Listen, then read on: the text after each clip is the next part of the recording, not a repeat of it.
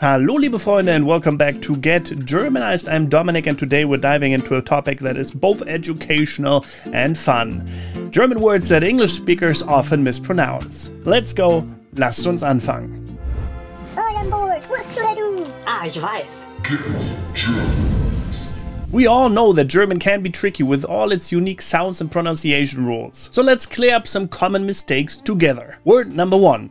Das Brötchen. The Brötchen, by the way, is a small bread roll. This one trips people up a lot because of the tricky Ö sound. The English mispronunciation here often is Brötchen. Brötchen or Brötchen. The Brötchen or the Brötchen. The correct German pronunciation would be Brötchen. Das Brötchen. Das Brötchen. Brötchen. The Ö is pronounced like the English I in the word bird. Bird. Bird. And the chen at the end is a soft diminutive sound. Brötchen. Brötchen. Brötchen. It's not quite an O and it's not quite an E. It's somewhere in between. Again, think of the I in bird, and also the chen at the end is not a hard K sound. It's soft, almost whispered. Chen. Brötchen. The next word might make you sweat a little. The Streichholzschächtelchen. I know, very difficult. It means a little matchbox. The English mispronunciation goes something like that. Streichholzschächtelchen. Streichholzschächtelchen. Das Streichholzschächtelchen. Germans just love their compound words, and this one is a doozy. The key here is to break it down. Streich is like strike, Holz is wood, and Schächtelchen is the box part. But that A sound is crucial. It sounds almost like the E in bed. Be. Almost. And again, the soft chen at the end. Das Streichholzschächtelchen. Das Streichholzschächtelchen. Das Streichholzschächtelchen. Here's a word that even Germans joke about often. Das Eichhörnchen, meaning squirrel. English speakers often struggle with the CH sound, which in this case is very soft, almost like you're gently clearing your throat. Eichhörnchen. The I at the beginning of the word is pronounced like the English I, or almost at least. So it's not like Eichhörnchen, but more like Eichhörnchen. Eichhörnchen. Das Eichhörnchen. The squirrel. Word number 4. Der Krankenwagen, which means ambulance. The tricky part here is the W, the V, which is pronounced like the English V. The English mispronunciation here is Krankenwagen, for example. Krankenwagen. So it's Wagen, not wagon. This is a common mistake that's easy to fix once you remember the German W rule. Der Krankenwagen. Der Krankenwagen. Der Krankenwagen. Word number 5. Der Quatsch. This one is fun. Quatsch, meaning rubbish or nonsense. The English mispronunciation is probably something like quatsch or quatsch, but it should be Quatsch. Der Quatsch. It's a great word to know, especially if you want to tell someone that they're talking Quatsch, nonsense in German. Word number 6 that you might encounter on the Autobahn. Die Geschwindigkeit, the speed. The English mispronunciation that I heard before was Geschwindigkeit or Geschwindkeit or something like that. The SCH in Geschwindigkeit is always pronounced sh, and that W is like a V. So it's like Geschwindigkeit and not Geschwindkeit. Die Geschwindigkeit. Geschwindigkeit. Die Geschwindigkeit. Word number 7. Let's throw it back to a German classic that even made it into English marketing. Das Fahrvergnügen. The driving pleasure. Das Fahrvergnügen. Das Fahrvergnügen. The English mispronunciation here is das Fahrvergnügen or Fahrvergnügen or Fahrvergnügen. The correct pronunciation is obviously das Fahrvergnügen. The Ü can be tricky for sure. It's not quite U, it's not quite Ue, it's Ü. And the GN is almost like a Nyo sound. So Fahrvergnügen, Fahrvergnügen, Fahrvergnügen, Fahrvergnügen. Das Fahrvergnügen. Remember that next time you're cruising down the Autobahn. German can be tricky, but with a little pronunciation help and practice, you will be speaking like a native in no time. If you enjoyed this video, you know what to do. Give it a thumbs up, ring the bell, also subscribe if you haven't done so yet. Highly appreciated. And if you want video companion PDFs for extra value, consider becoming a patron on patreon.com/getgermanized or become a channel member here on YouTube. And apart from that, well, thank you very much for watching. Don't forget to get Germanized. Goodbye and auf Wiedersehen. We got the Autobahn speeding through the night. From Berlin to Bavaria, everything's just right. I'm with Dominic guiding, we're learning all we can. From culture to language, join the Germ fam. 'Cause get Germanized, it's more than a vibe. Learning Deutsch, feeling so alive. I'm from castles to Oktoberfest, we dive into Germany's heart, we thrive. We thrive.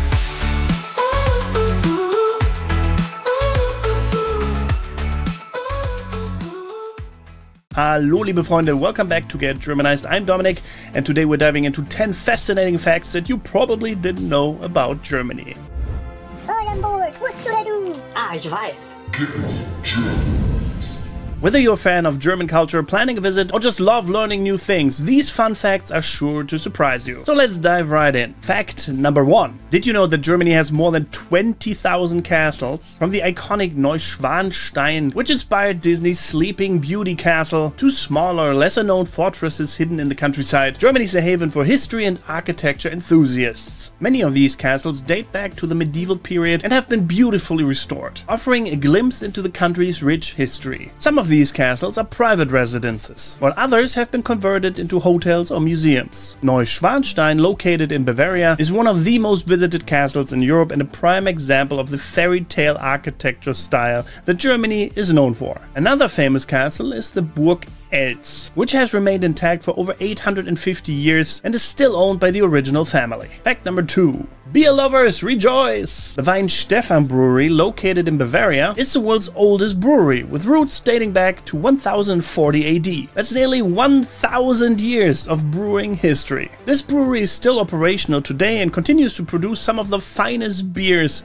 in all of Germany and the world. It's a must-visit for anyone interested in Germany's beer culture. The Weihenstephan brewery is located in Freising, near Munich, and is affiliated with the Technical University of Munich. The brewery's history is intertwined with that of the Benedictine monks who originally founded it. Today, Weihenstephan produces a variety of beers, including their famous Hefeweiss beer, a classic Bavarian wheat beer. The brewery also offers tours where visitors can learn about the brewing process and the history of beer in Bavaria. Fact number 3. Germans love their sausages, and it shows. There are over 1,500 varieties of sausages in Germany, each with its unique flavor and regional twist. From the famous Bratwurst to the spicy Currywurst, there's sausages for every taste. Many regions have their specialties, and trying different sausages is a great way to explore the country's culinary diversity. In Germany, sausages are not just a food item.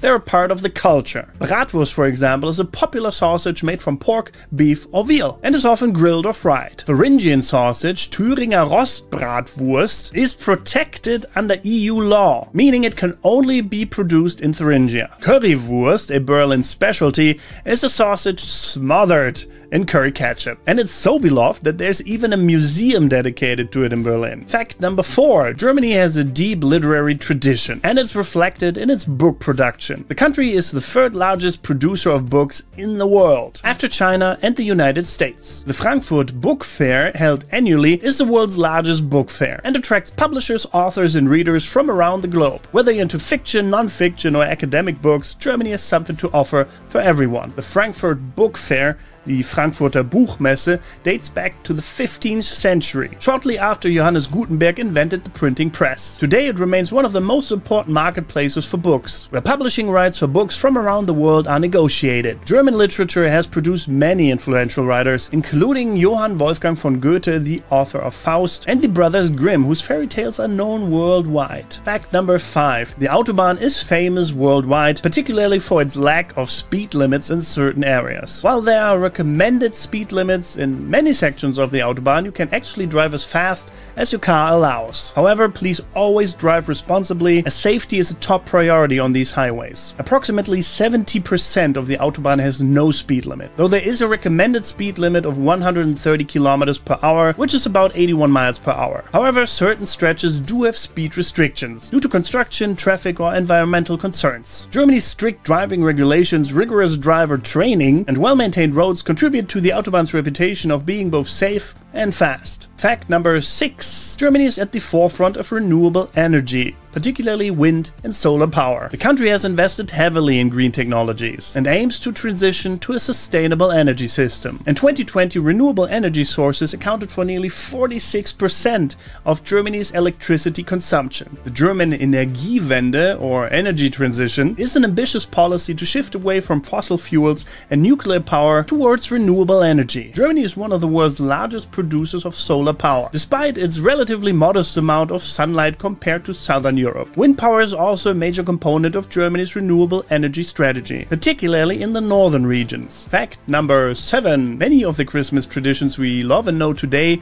originated in Germany, including the Christmas tree. The tradition of decorating a tree during the festive season dates back to the 16th century in Germany. The custom was later popularized in other countries, particularly by Queen Victoria and Prince Albert in the UK. The first known Christmas trees were decorated with apples, nuts, and candles. The Protestant reformer Martin Luther is often credited with adding candles to the tree to mimic the stars shining through the forest. The tradition spread to the UK in the 19th century when Prince Albert, of German origin, introduced the Christmas tree to his new home. Today, the Christmas tree is a central feature of Christmas celebrations around the world. Fact number 8. Germany is home to over 400 zoos, more than any other country in the world. Some of these zoos, like the Berlin Zoological Garden, are among the oldest and most famous in the world. These zoos play an important role in animal conservation and education, offering visitors a chance to learn about wildlife from around the globe. The Berlin Zoological Garden, opened in 1844, is not only the oldest zoo in Germany,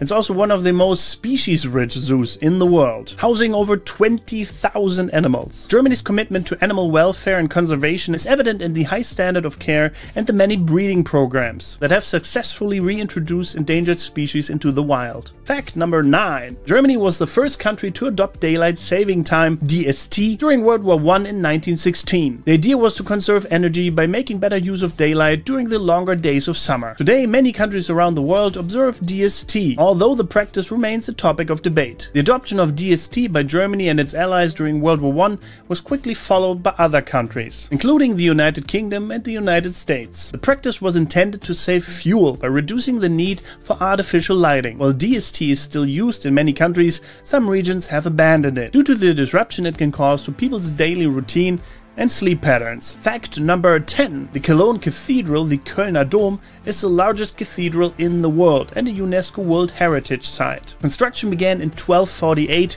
and took over 600 years to complete. The cathedral is a stunning example of Gothic architecture and attracts millions of visitors every year. Standing at 157 meters, or approximately 515 feet tall, Cologne Cathedral is one of the most iconic landmarks in Germany. The cathedral's twin spires dominate the skyline of Cologne, and its intricate facade is adorned with gargoyles, statues, and decorative elements that are characteristic of Gothic architecture. Inside, the cathedral houses many treasures. For example, important religious relics like the Shrine of the Three Kings, which is believed to contain the bones of the biblical magi. So there you have it, 10 fascinating facts about Germany that you probably didn't know. Which fact surprised you the most, and what are your top 10 facts about Germany? Let me know in the comments below. If you enjoyed this video, give it a thumbs up, ring the bell, subscribe if you haven't done so yet, and consider supporting me by becoming a patron on patreon.com/getgermanized or a channel member here on YouTube for early access to videos, video companion PDFs with added value, and much more. And apart from that, thank you very much for watching.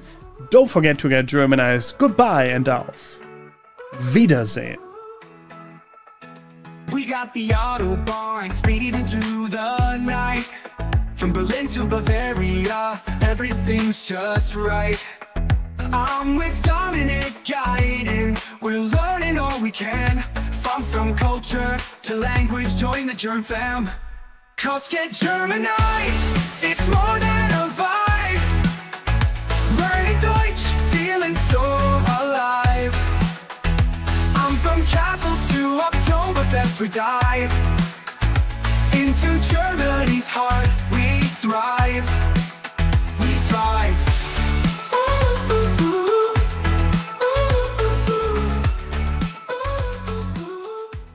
Hallo liebe Freunde and welcome back to Get Germanized. Ich bin Dominik aka Meister Lenze and today we're diving into a topic that's gonna make your next Germany trip a lot smoother. German etiquette. All on board. What should I do? Ah, ich weiß. The essential do's and don'ts you need to know before visiting. Whether it's a quick reading, understanding German public behavior, or navigating German business etiquette, I'm here to guide you on what to do and what to avoid to help you fit right in. Let's get started. Lasst uns anfangen. First things first. Greetings. In Germany, greetings are usually formal. A firm handshake with eye contact is key, especially when meeting someone for the first time or in a business setting. A weak handshake can come across as disinterested or impolite. Do offer a firm handshake and a smile with eye contact.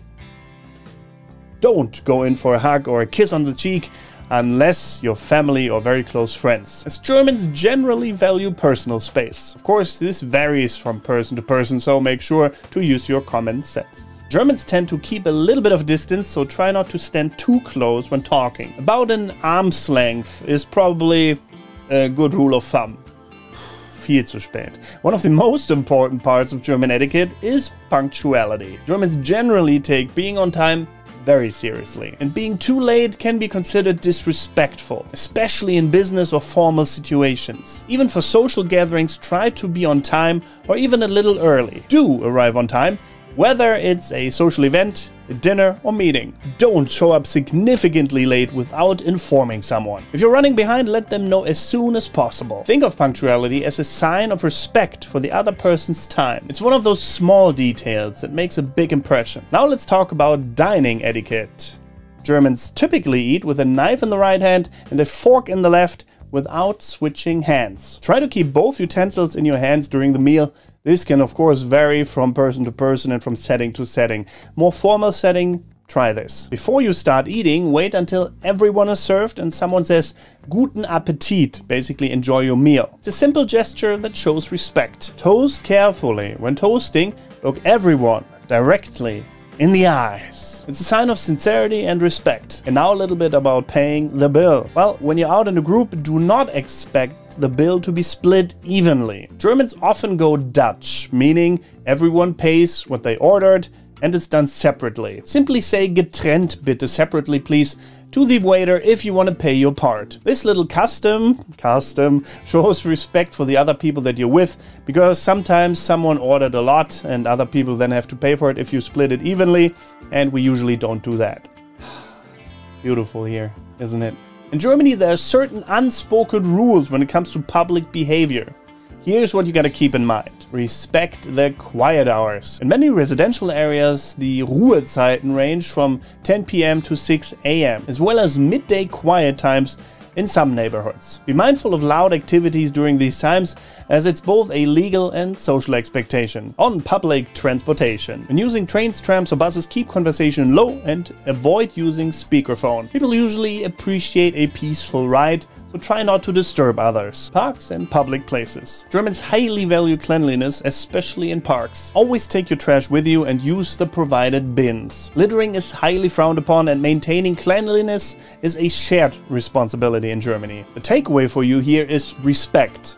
Respect for shared spaces and people in general. It's just an easy way to fit in and to show appreciation for their way of life. Recycling and trash separation. Where does this go? I don't know. One of the biggest cultural differences you might notice in Germany is the emphasis on recycling. Germans separate their trash bins into specific categories, and they take it seriously, trust me. There are separate bins for plastic, paper, glass, bio-waste and general waste. Public bins are often also labeled, so make sure to follow the guidelines. Even batteries often have their own special bin. Not every household necessarily has them, but they have so-called Sammelstellen, collecting areas where you can bring them to. Also, many glass and plastic bottles have a little thing called Pfand, where you can return the bottle and get a little refund on your price paid. You can usually bring them back to the store, where there are machines for recycling these items. And again, it's not just about recycling, It's about respect again, but this time for the environment. Germans often see it as everyone's responsibility to take part in sustainability efforts. Showing that you're mindful of this will be much appreciated by most. Now let's talk about business etiquette. If you are in Germany for business, there are a few extra etiquette rules to keep in mind to make a positive impression. Titles and formality. Germans are often formal in business, so make sure to use titles like Herr, Mr. or Frau, Mrs. and the last name in addition to that. Unless, of course, they invite you to use their first name. This shows respect and professionalism. Direct communication. Germans appreciate direct and straightforward communication, especially in business. Be clear, concise, and don't be afraid to get to the point. The dress code. Business attire in Germany tends to be conservative and polished. Whether it's a suit or business casual attire, dressing appropriately shows that you take the meeting seriously. By following these rules, you'll be seen as someone who understands and respects German business culture. By that way, making a great impression in any professional setting. Now let's talk about some miscellaneous do's and don'ts. Here are a few extra tips to keep in mind as you explore Germany. Do return the shopping cart after you're finished,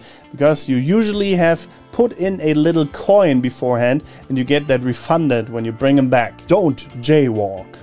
Germans tend to follow traffic signs closely. Jaywalking is not just frowned upon, but can also result in a fine. Do be mindful of personal space in lines. Queue etiquette is real and people value patience and order. So there you have it. These are some essential do's and don'ts of German etiquette to help you fit in. By keeping these in mind, you'll make a great impression, whether you're here on business, pleasure, or a bit of both. Have you experienced any of these etiquette rules before, or is there something that surprised you? What's missing from this list? Let me know in the comments below. Subscribe, hit the bell, follow all the good stuff. Everything you haven't done yet, now is the time, now is the chance. Also appreciated by me is if you check out my patreon.com/getgermanized page, where you can support this channel directly, financially directly, to help it survive, to help it thrive. That's what it's all about. Thank you if you do that. If you're already doing that, thank you very much. Highly appreciated. You are the Get Germanized elite. Truly, you are. Anyway, apart from that, thank you very much for watching. Don't forget to get Germanized. Goodbye and auf Wiedersehen. We got the Autobahn speeding through the night. From Berlin to Bavaria, everything's just right. I'm with Dominic guiding, we're learning all we can. From culture to language, join the Germ fam. Cause Get Germanized, it's more than a vibe. Learning Deutsch, feeling so alive. I'm from castles to Oktoberfest, we dive into Germany's heart, we thrive.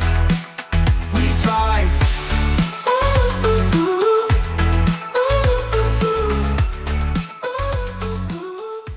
Hallo liebe Freunde and welcome back to Get Germanized. Today we're diving into a topic that has been making headlines recently. Germany's unexpected contraction in the second quarter of 2024. All on board. What should I do? Ah, ich weiß.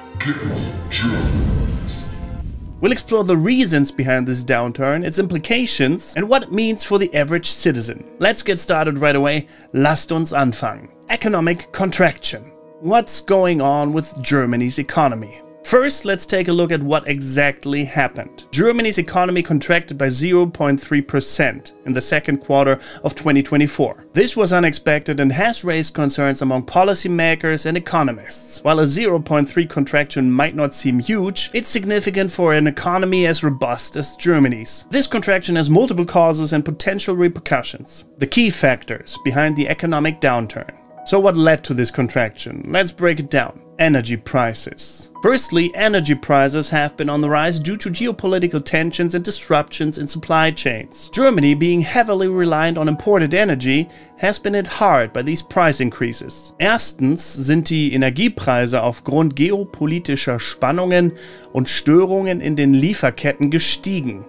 Deutschland, das stark auf importierte Energie angewiesen ist, wurde von diesen Preissteigerungen hart getroffen. Manufacturing slowdown. Secondly, there has been a slowdown in manufacturing. Key factors like automotive and machinery have seen a decline in orders, partly due to global economic uncertainties. Zweitens gab es eine Verlangsamung in der Produktion.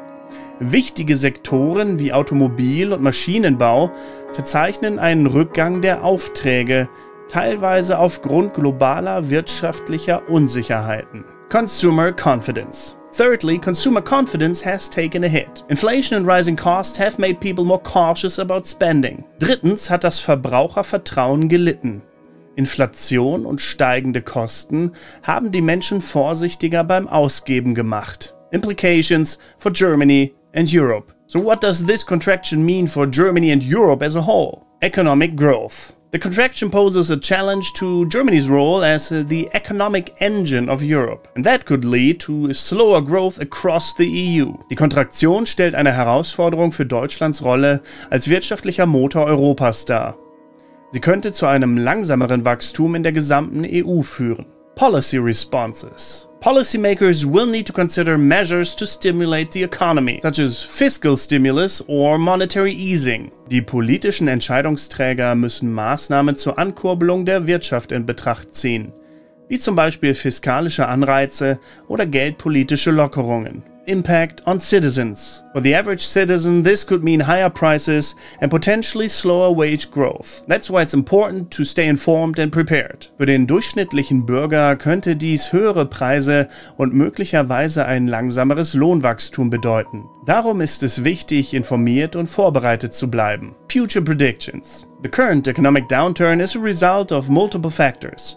But with the right policies, recovery is achievable. Der aktuelle wirtschaftliche Abschwung ist auf mehrere Faktoren zurückzuführen, aber mit den richtigen Maßnahmen ist eine Erholung möglich. Consumer confidence needs to be restored through targeted fiscal policies and support for key industries. Das Vertrauen der Verbraucher muss durch gezielte fiskalische Maßnahmen und Unterstützung für Schlüsselindustrien wiederhergestellt werden. What can we expect moving forward? So what can we expect moving forward? Government actions. Expect to see government initiatives aimed at boosting the economy, such as infrastructure projects and incentives for businesses. Erwarten Sie staatliche Initiativen zur Ankurbelung der Wirtschaft, wie Infrastrukturprojekte und Anreize für Unternehmen. Consumer behavior. Consumers might become more cautious with their spending, focusing on essential goods and services. Verbraucher könnten vorsichtiger mit ihren Ausgaben werden und sich auf wesentliche Güter und Dienstleistungen konzentrieren. Market reactions. The markets will be closely watching Germany's next moves. Any positive steps could restore investor confidence. Die Märkte werden Deutschlands nächste Schritte genau beobachten. Jeder positive Schritt könnte das Vertrauen der Investoren wiederherstellen. I hope this video helped to clear up Germany's current economic situation. It's of course important to stay informed and to adapt to changing circumstances. If you found this video helpful at all, give it a thumbs up, subscribe, follow, activate the bell, and share it with your friends who might also be interested in learning about Germany and the German language. Also, if you want to gain extra benefits like early access to videos and much more, and also help out the channel at the same time, consider becoming a patron on patreon.com/getgermanized or become a channel member here on YouTube. And apart from that, thank you very much for watching. Don't forget to get Germanized. Goodbye and auf Wiedersehen.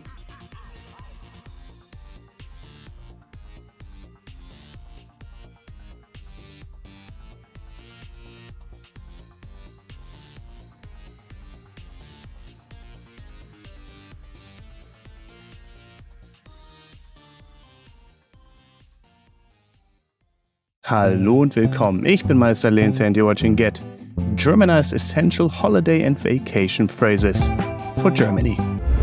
I am bored. What should I do? Ah, ich weiß.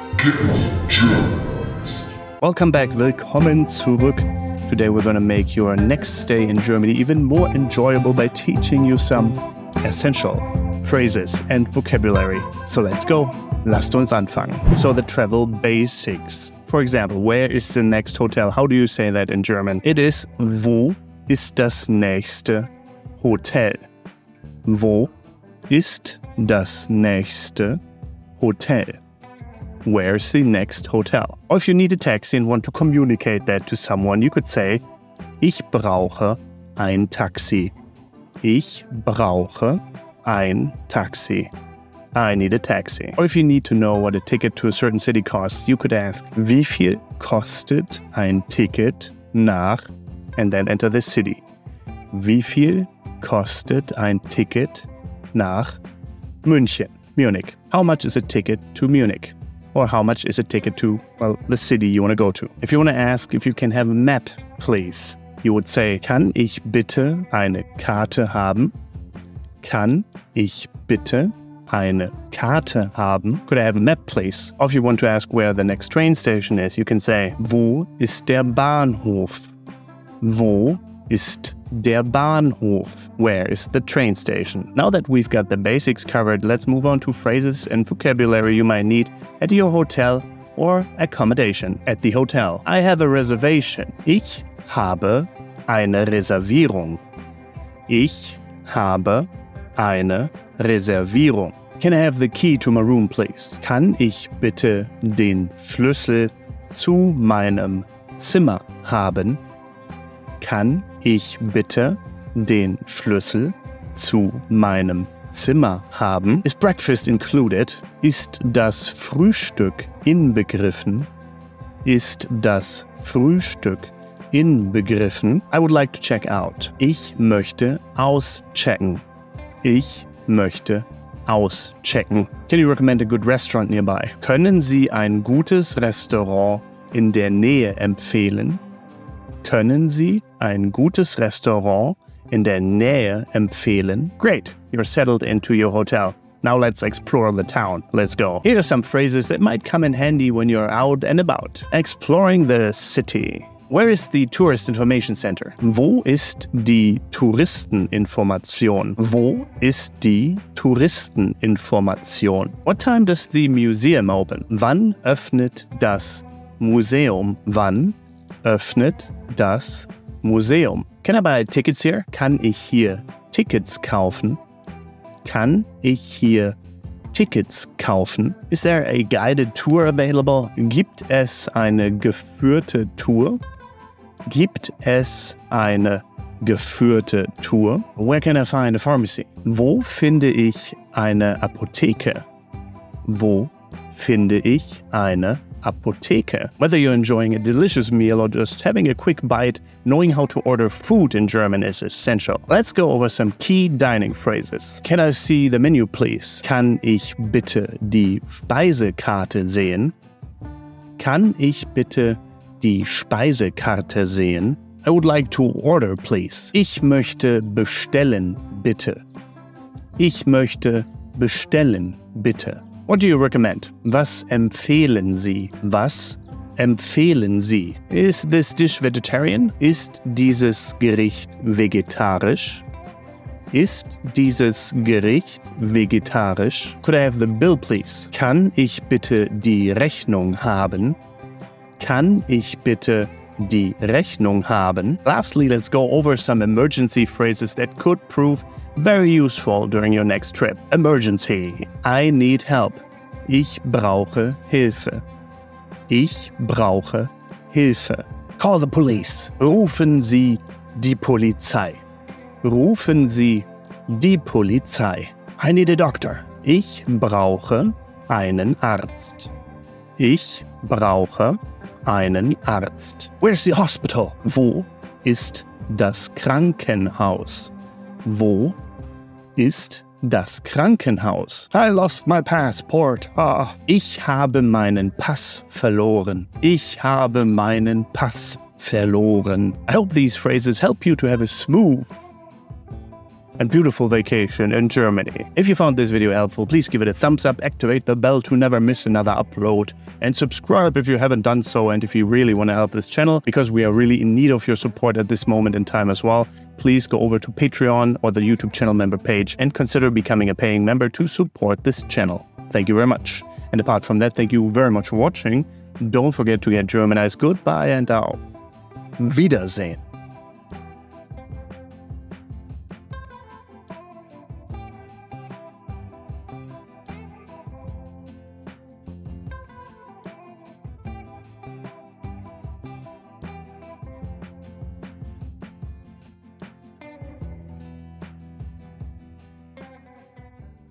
Hallo liebe Freunde and welcome back to Get Germanized. Winter is coming, literally. And today we're diving into how Germans prepare for the colder months. I am bored. What should I do? Ich weiß. Get Germanized. Let's explore the unique ways Germany embraces winter. Grab a cup of tea, wrap yourself in a cozy blanket, and let's get started. Lasst uns anfangen. Let's start with one of the most iconic winter prep activities in Germany, stocking up on firewood. For those who have a fireplace or wood stove, it's almost a ritual to chop, stack and dry firewood before the temperatures drop. Many Germans swear by the smell of a wood-burning fire. It's a cozy tradition that keeps the home warm and inviting. And actually, once the fire is burning, you don't need a scarf anymore, for sure. But it's not just about firewood. Many German homes use radiators, and you'll often see people bleeding the air out of them to make sure they heat efficiently. It's all about energy efficiency here, something Germans take very seriously. Next up, winterproofing homes. Winterproofing your home is of course another key step. Germans are all about keeping the cold out and the heat in. Windows are checked for drafts, and if there's a leak, out come the weather strips and insulating tapes. And here's a pro tip. Germans often hang thick curtains during winter to keep the heat from escaping. Some even switch to a heavier duvet or add a cozy Wärmflasche, a hot water bottle to their bed to, well, gain extra warmth. Next up, preparing comfort foods. Nom, nom, nom, nom, nom. Now let's talk about one of the best parts of winter in Germany.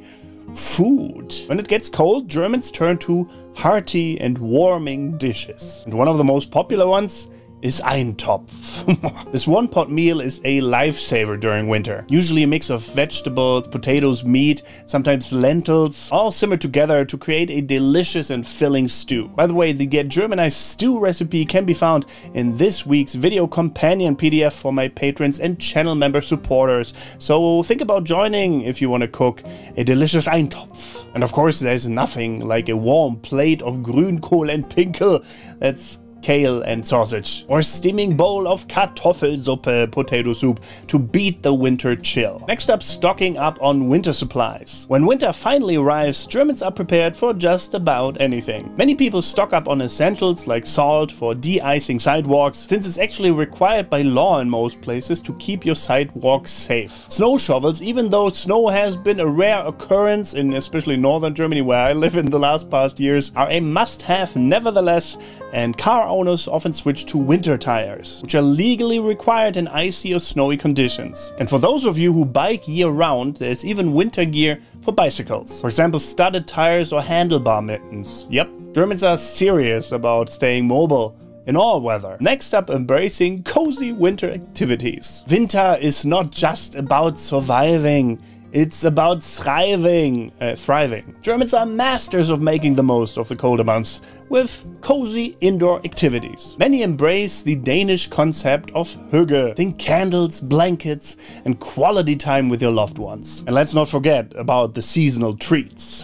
Hot mulled wine, Glühwein, gingerbread, Lebkuchen, and Christmas cookies fill every German household. Baking is practically a national sport during winter. Next up, getting outdoors. German style. Even in winter, Germans love spending time outdoors. From sledding on nearby hills to taking a brisk walk in a snowy forest. It's all about embracing nature, even in the cold. One tradition you might find surprising is Wintergrillen. Yes, barbecuing in the snow. Germans will fire up the grill even in freezing temperatures. Why let a little cold stop all the fun? And these are some of the things that Germans undertake to prepare for winter. From firewood to hearty meals, it's all about staying safe, cozy, and maybe even a little festive. What about you though? How do you get ready for the colder months? Let me know in the comments below. If you liked this video, if it entertained you, if you got a benefit from it, please leave a comment down below, leave a like, subscribe, follow all the good stuff that you haven't done yet. For example, activating the bell, following me on patreon.com/getgermanized, supporting me as a channel member here on YouTube, or many other things you can do to keep this channel alive and thriving. And I hope you have a fantastic Vorwinter, Vorweihnachtszeit, yes? Yeah, okay. And apart from that, thank you very much for watching. Don't forget to get Germanized. Goodbye and auf Wiedersehen. We've got the Autobahn, snowy nights in sight. From Berlin to Bavaria, all dressed in white. With Dominic guiding, by the fire we'll stand. From wintry tales to culture so grand. Get Germanized in the winter's glow. Learning Deutsch while the frost winds blow. From glue wine to Christmas markets that show Germany's charm, let it flow. Let it flow. Oh, zapft is. Hallo liebe Freunde and welcome back to Get Germanized. Ich bin Dominik aka Meister Lehnsherr, and today we're diving into a question that has been on everyone's mind recently. How much does it really cost to attend Oktoberfest? Let's go, lasst uns anfangen. I am bored. What should I do? Ah, ich weiß. Oktoberfest is one of the world's most famous festivals, but can also be an expensive one if you're not prepared. So let's break down the costs so that you can budget your trip and get the most out of it. Prost! Alright, let's start with the basics, getting to Munich. If you're flying into Munich from abroad, your biggest cost is probably gonna be the flight. Depending on where you're coming from, flights to Munich can vary widely. Of course, if you're flying from Europe, you might find flights as cheap as 50 to 100 euros with budget airlines. If you're coming from the US, you're looking at about 500 to 800 euros, and if you book late, probably even more. So it definitely pays to book your flight early to get the best deal. Flight costs. Within Europe, 50 to 150 euros or more. From the US, 500 euros to 800 euros plus. From Asia or Australia, 800 euros to 1200 euros plus. Next, let's talk about accommodation. Munich gets absolutely packed during Oktoberfest, and prices unfortunately reflect that. If you're staying in the city center or close to the Wiesn where the festival takes place, expect to pay a premium. Hotels can then cost anywhere from 200 to 500 euros per night for a basic room. If you're on a budget, hostels and Airbnb rentals are your friends, even though I expect them to raise the prices during Oktoberfest as well. You can also stay in the surrounding areas like Augsburg or Nuremberg where prices should be more reasonable. But keep in mind, you will need a transport to get to Munich. So definitely also factor in the cost for the transportation. Transportation is probably best to take the Bahn, the trains, or the buses, or if you are lucky, a car, but don't park anywhere in Munich during Oktoberfest. It's a nightmare. Maybe find someone to drive you there if you're that lucky. Taxis are also expensive, but might be your best option here, at least compared to driving there yourself. Accommodation costs. Hotels, 200 to 500 euros plus per night. Hostels, 50 to 150 euros per night plus. Airbnb rentals, 100 to 300 euros plus per night. Camping options, 50 to 100 euros per night plus. Now, what about food and drink? Well, unfortunately, this is where Oktoberfest can really hit your wallet. Beer is served in 1 liter steins, and unfortunately prices can range from 12 to 16 euros, and they get more expensive every year. Prices are per Maß. That is the Bavarian German term for 1 liter of beer. So if you're planning to enjoying a few beers, this can add up fast. As for food, you can expect to pay about 10 to 30 euros per meal, depending on whether you go for traditional festival food like Bratwurst, Händel, a roast chicken, or Schweinshaxe, a pork knuckle. Food and drink costs. Beer per Maß, 12 to 16 euros. Meals, 10 to 30 euros. Snacks, pretzels, etc., 4 to 12 euros. There's of course also other expenses that you should factor in, such as souvenirs, transportation around Munich, maybe even the rental cost for a traditional Bavarian outfit. If you fully want to embrace the Oktoberfest experience, you definitely need a dirndl or lederhosen. Authentic outfits can cost anywhere from 100 to, well, probably about 600 euros plus. But there are also cheaper options at local stores. Public transport is relatively affordable though, with a day pass costing about 7 to 16 euros. Plus. I say plus all the time because prices can obviously vary. This is just an average. Other costs. Traditional clothing, dirndl, lederhosen, 100 to 600 euros plus. Public transport, day pass, 7 to 16 euros plus. Souvenirs, depends on how much you want to spend, but maybe 10 to 100 euros. So let's add it all up for a 3-day trip to Oktoberfest, including flight, accommodation, and everything we talked about, you're looking at anywhere from 800 to 3,000 euros, depending on where you're coming from and how much you want to splurge. The cost summary: attending Oktoberfest. Flights, 50 to 3,000 euros plus. Accommodation, 3 nights, 150 to 2,000 euros. Food and drink per day, 40 to 100 euros plus. The outfit, which is optional, 100 to, well, 600 euros plus. The total for a 3-day trip, 800 to 3,000 euros plus. And there you have it. Oktoberfest can be as cheap or as expensive as you want it to be. But no matter what your budget is, it's always a good time. Just remember to plan ahead and book early to get the best deals. Speaking of best deals, you can become a patron of Get Germanized on patreon.com/getgermanized to get early access to videos every time and get a free PDF exclusive to the supporters that gives you added value for every lesson, every video that we put out. Check it out in the video description. I would highly appreciate your support. This helps to keep the channel alive. You can also subscribe, follow, comment, activate the bell, all the good stuff. Thank you very much for that. And apart from that, thank you very much for watching. Don't forget to get Germanized. Goodbye and auf Wiedersehen. We got the Autobahn speeding through the night. From Berlin to Bavaria, everything's just right. I'm with Dominic guiding, we're learning all we can. From culture to language, join the Germ fam. Cause Get Germanized, it's more than a vibe. Learning Deutsch, feeling so alive. I'm from castles to Oktoberfest, we dive into Germany's heart, we thrive. We thrive.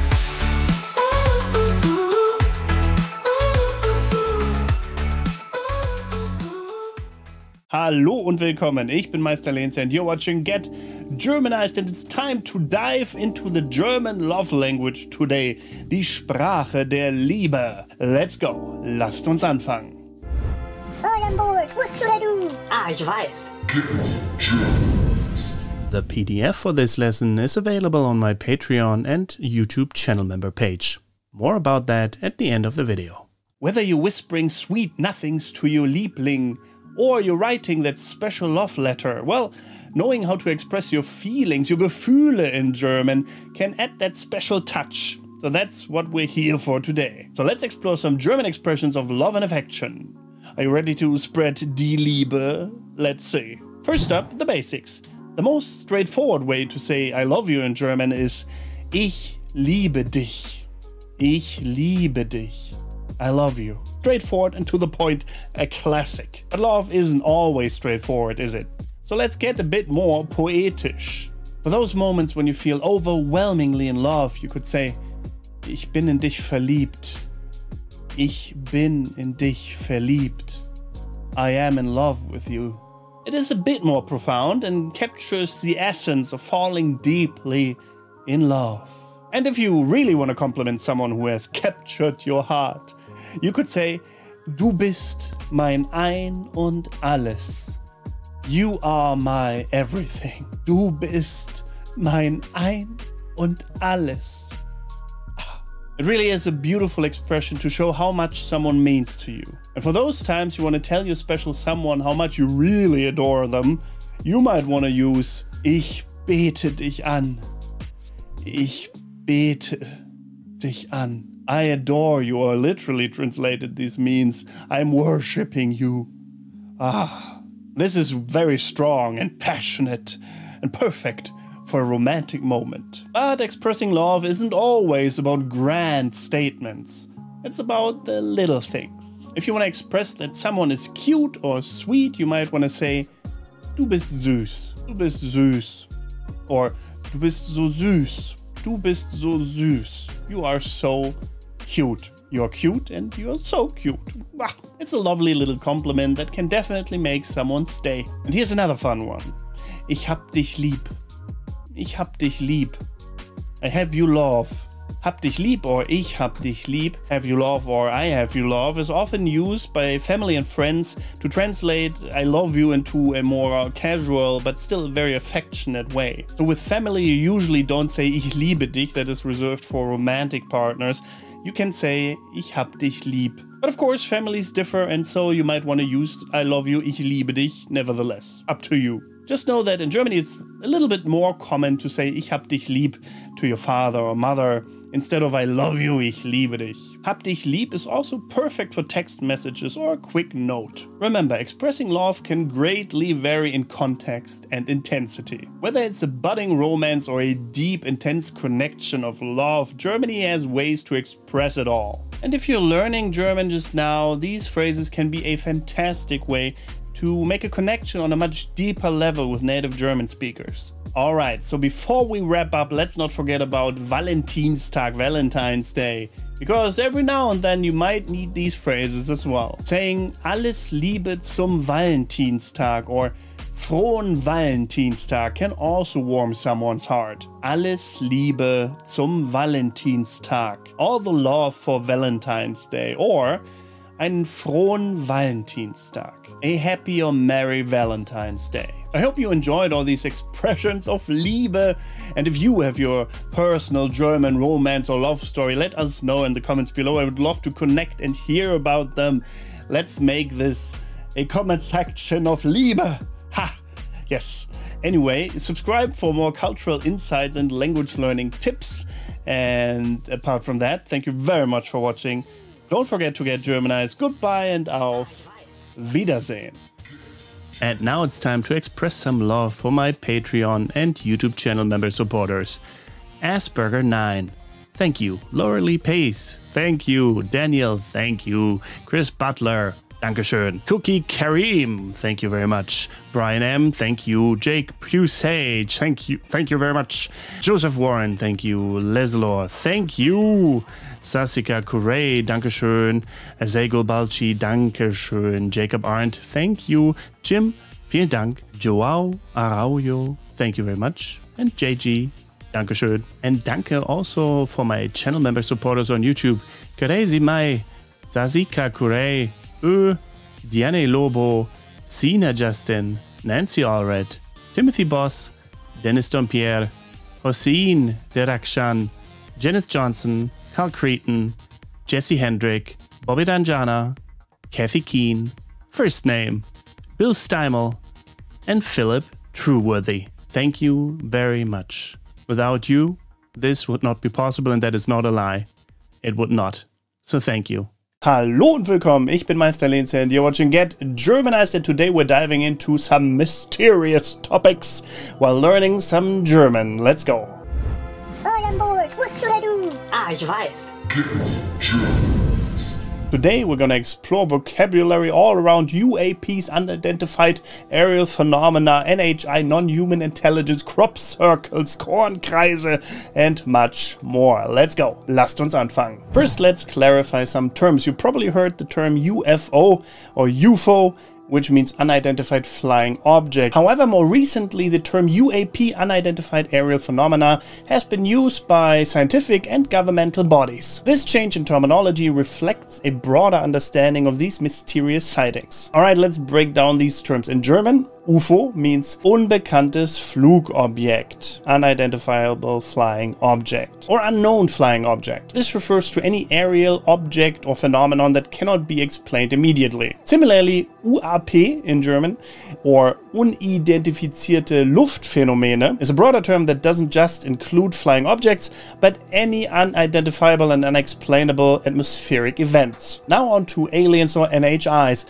which stands for non-human intelligences. This term is used to describe beings that are not of human origin, potentially from other planets or dimensions. The German word for alien is Außerirdischer. Außerirdischer. The concept of NHI expands this to include any intelligence that isn't human, broadening the scope of our understanding beyond what is traditionally seen as alien. Next, let's discuss crop circles or Kornkreise in German. These are large, intricate patterns that mysteriously appear in fields, traditionally overnight and with mathematical precision. While a few people believe that this has been done by pranksters, others see this as communications from extraterrestrial or alien life. The fact though that the crops within the circle are not being broken, just bent slightly, and that there's even intricate woven patterns sometimes, and that none of the rest of the field is being damaged, makes the explanation of hoaxsters, especially since the patterns appear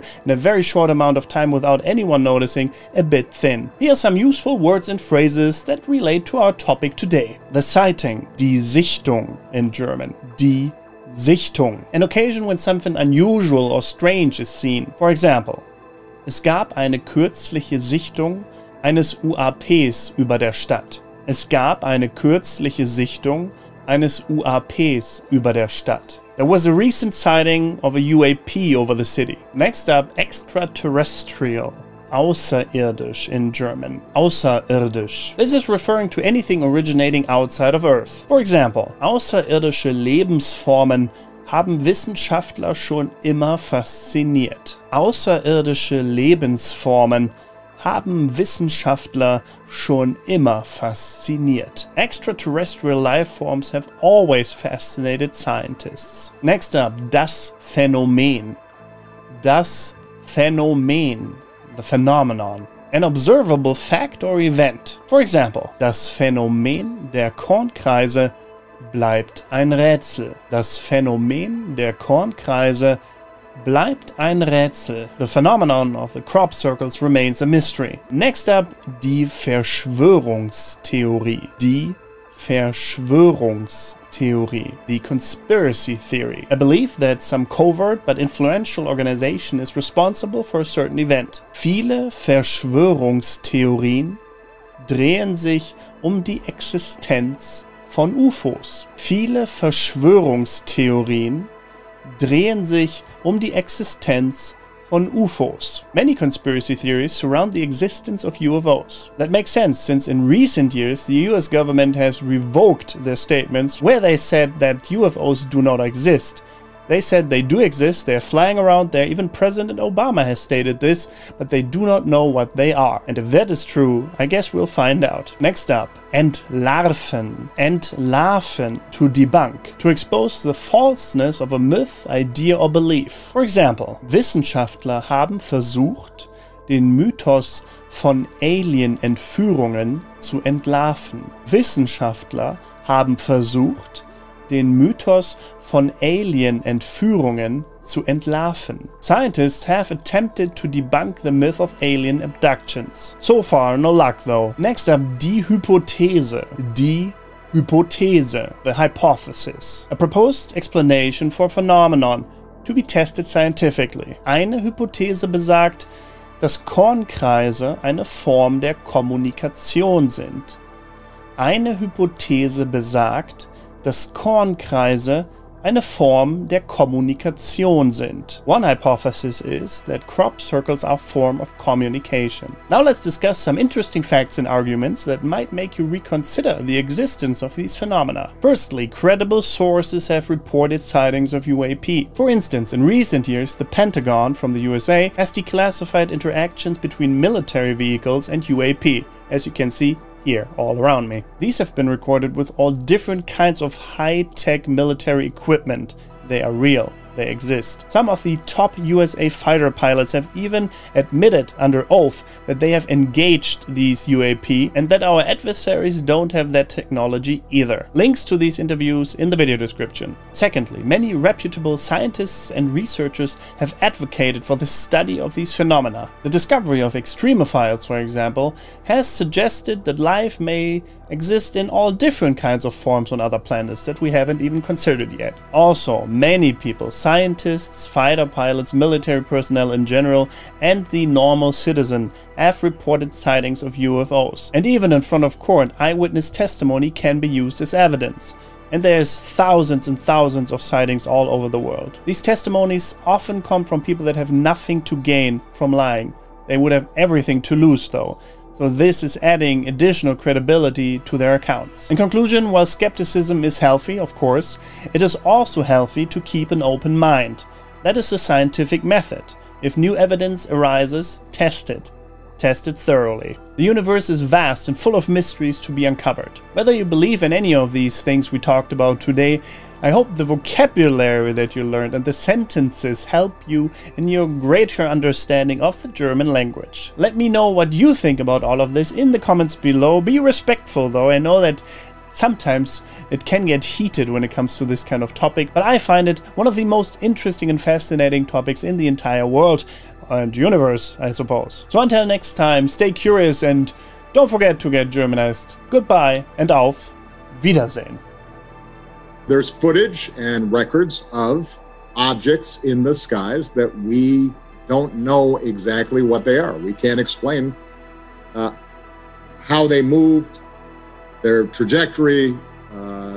They did not have an easily explainable pattern. Hallo liebe Freunde, welcome back to Get Germanized. I'm Dominik and today we're diving into the pros and cons of living in Germany as an expat in 2024. Whether you're thinking about moving here or you're just curious about what life is like in Germany, this video will give you a balanced view of the advantages and challenges. Let's go, lasst uns anfangen. All on board. What should I do? Ah, ich weiß.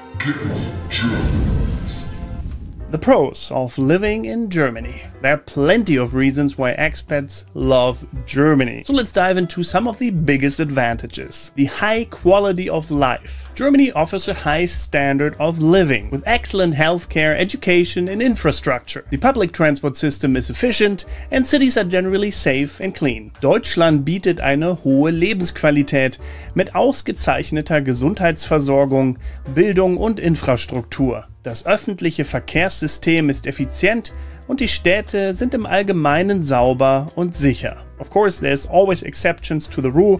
Use your common sense when you're out and about. Of course, and there can't be cleanliness everywhere. That's to be expected, especially around train stations. There's graffiti and stuff like that, but generally it's pretty clean. A strong economy and job opportunities. Germany has a robust economy with numerous job opportunities, especially in engineering, IT and the automotive industry. Many multinational companies have headquarters here. Deutschland hat eine starke Wirtschaft mit zahlreichen Beschäftigungsmöglichkeiten, insbesondere in den Bereichen Ingenieurwesen, IT und Automobilindustrie. Viele multinationale Unternehmen haben hier ihren Hauptsitz. The rich culture and history. Germany is a country with a rich cultural heritage and history. From castles and museums to music and festivals, there's always something interesting to explore. Deutschland ist ein Land mit reichem kulturellem Erbe und Geschichte.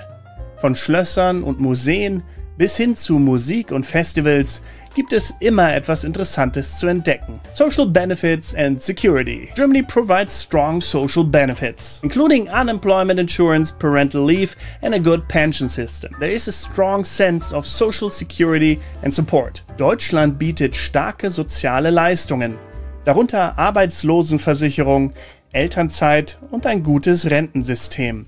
Es gibt ein starkes Gefühl von sozialer Sicherheit und Unterstützung. The cons of living in Germany. Of course, no place is perfect and there are some challenges to living in Germany as well. Here are a few cons you might encounter. The language barrier. While many Germans speak English, especially in larger cities, the language barrier can still be a challenge in everyday life, particularly in smaller towns and rural areas. Obwohl viele Deutsche Englisch sprechen, insbesondere in größeren Städten, kann die Sprachbarriere im Alltag, insbesondere in kleineren Städten und ländlichen Gebieten, immer noch eine Herausforderung sein. Die Bürokratie, the bureaucracy, what a word. Germany is known for its bureaucracy. Expats find the paperwork and administrative processes to be overwhelming, especially when it comes to visas, registrations and other formalities. Deutschland ist für seine Bürokratie bekannt. Expats finden die Papierarbeit und die administrativen Prozesse oft überwältigend, insbesondere bei Visa-Anmeldungen und anderen Formalitäten.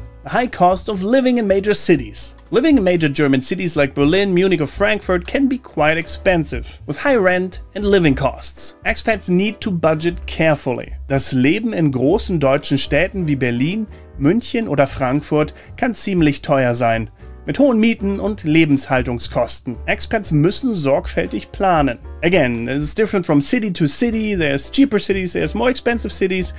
Cities that were once cheap are now not that cheap anymore, so definitely plan ahead of time. Ask people that you know that already live here. Ask me if you have questions in the comments below. And well, best of luck to you. The cultural adjustment. Adapting to German culture and social norms can take time. The direct communication style, punctuality and different social customs might require some adjustment. Die Anpassung an die deutsche Kultur und die sozialen Normen kann Zeit brauchen. Der direkte Kommunikationsstil, die Pünktlichkeit und die unterschiedlichen sozialen Bräuche können Anpassungen erfordern. The current social tensions. In recent years, there have been social tensions between German citizens and immigrants. Issues related to immigration, cultural differences and economic disparity have sometimes led to clashes and a divided public opinion. In den letzten Jahren gab es soziale Spannungen zwischen deutschen Bürgern und Einwanderern.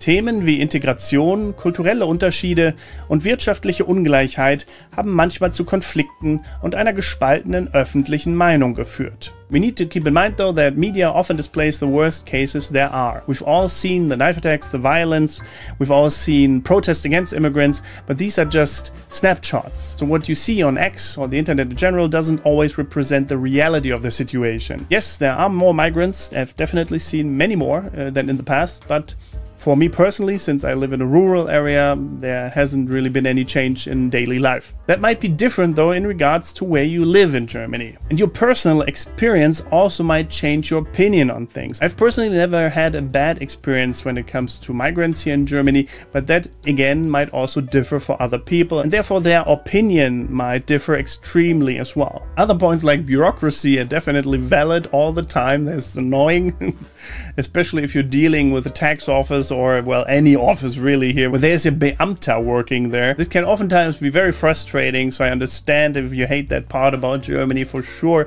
Many people do. But again, there's also many upsides. If you want extra information about this kind of topic and added value, there's a companion PDF available to my patrons and channel members, so sign up now if you want that. There's also a lot of bonus content, early access to videos and much more. What do you think about living in Germany in 2024? All these challenges and advantages, would you still want to live here at this time or not? Let me know in the comments below, and give this video a thumbs up if you found it helpful, and subscribe if you haven't done so yet, and ring the bell. It's always important to ring the bell because that will give you notifications when a new video is uploaded. And apart from that, thank you very much for watching. Don't forget to get Germanized. Goodbye and auf Wiedersehen.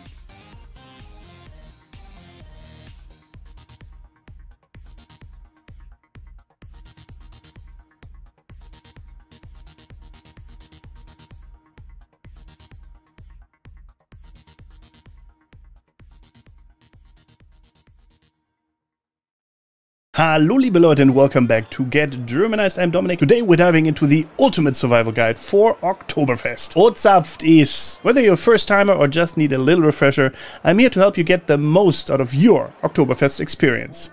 Let's get started. Lasst uns anfangen. All on board. What should I do? Ah, ich weiß. Oktoberfest is the world's largest beer festival, held annually in Munich, Germany. It typically starts in mid-September and lasts until the first weekend in October, despite what the name might suggest. Millions of people flock to Munich for this cultural experience of drinking, singing, dancing, and of course, eating some incredible traditional Bavarian food. But what can you expect when attending your first Oktoberfest? Let's break it down, starting with what to wear. The first thing you need to consider is what you're going to wear. If you really want to immerse yourself in the experience, I highly recommend wearing traditional Bavarian attire. Lederhosen for men and dirndls for women. Trust me, you'll feel out of place in just regular clothes, and it's a huge part of the fun. If you're not sure where to buy them, there are a ton of shops in Munich or online that offer a variety of options. Just make sure you're getting a good fit, because you'll be wearing it for hours and possibly dancing in it. Time and reservations. Now let's talk about timing. One of the biggest mistakes first-timers make is assuming they can just show up whenever and grab a seat in a tent. No, nein. That's not how it works. The most popular tents fill up really fast, especially in the evenings and on weekends. If you want a guaranteed spot, especially for a large group, you should reserve a table months in advance. If you don't have a reservation, make sure you arrive early, like before 11 AM. to increase the chances of snagging a seat. Remember, it's essential to have a seat in the tent if you want to be served any food or beer. So get there early, plan ahead, and most important of all, be patient. And also be careful, sometimes people try to steal seats when you go to the bathroom. Yes, that has happened before. The beer and how to order. Now let's talk about the main attraction, the beer. Oktoberfest beer is brewed according to a special recipe and is stronger than your average beer, so pace yourself. A Maß, which is the iconic 1-liter beer mug, might look fun, but after a few of those you'll be feeling it. To order, simply say, eine Maß bitte. 1 liter of beer please. And when you raise your glass, the toast is Prost, meaning cheers. Be sure to make eye contact when you toast.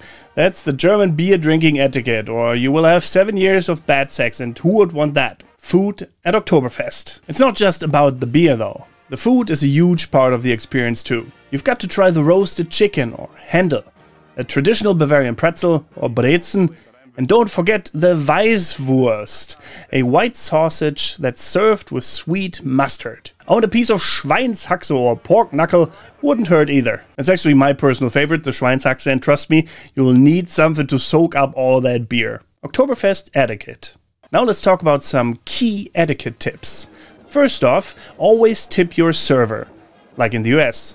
They work extremely hard and it's customary to tip around 10 to 50%. A little tip can also help get you faster service later on. For example, our table paid our waitress 100 euros in advance and she served us quick all day long. Secondly, do not, I repeat, do not stand on the tables. Singing, dancing, and even standing on the benches is totally fine, but standing on the tables is a no-go and could get you thrown out. That actually happened to a friend of mine and he got thrown out for Xing a whole Maß, meaning drinking it all at once. That is frowned upon because many people throw up when drinking a whole liter of beer after probably having had maybe 2, 3, 4 or more liters of beer already. So that is a no-go as well. The key here is do not stand on the bench and do it, because that is for some reason especially frowned upon. The music stops, everyone will look at you and even cheer, but you will get thrown out after if you're unlucky, which is very likely to happen. Also be polite when making new friends. Oktoberfest is of course a social event,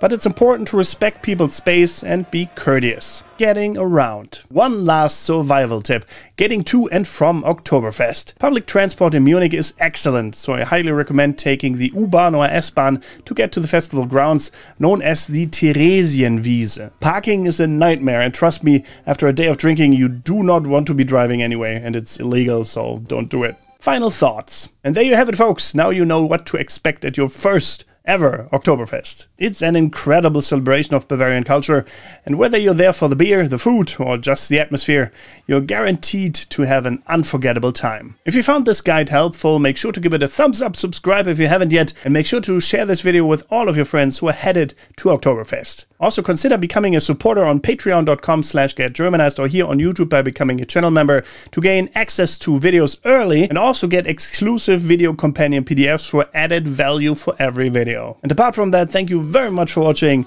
Don't forget to get Germanized. Goodbye and auf Wiedersehen.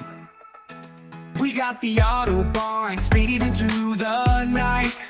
From Berlin to Bavaria, everything's just right.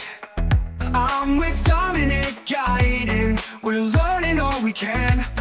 From culture to language, join the Germ fam.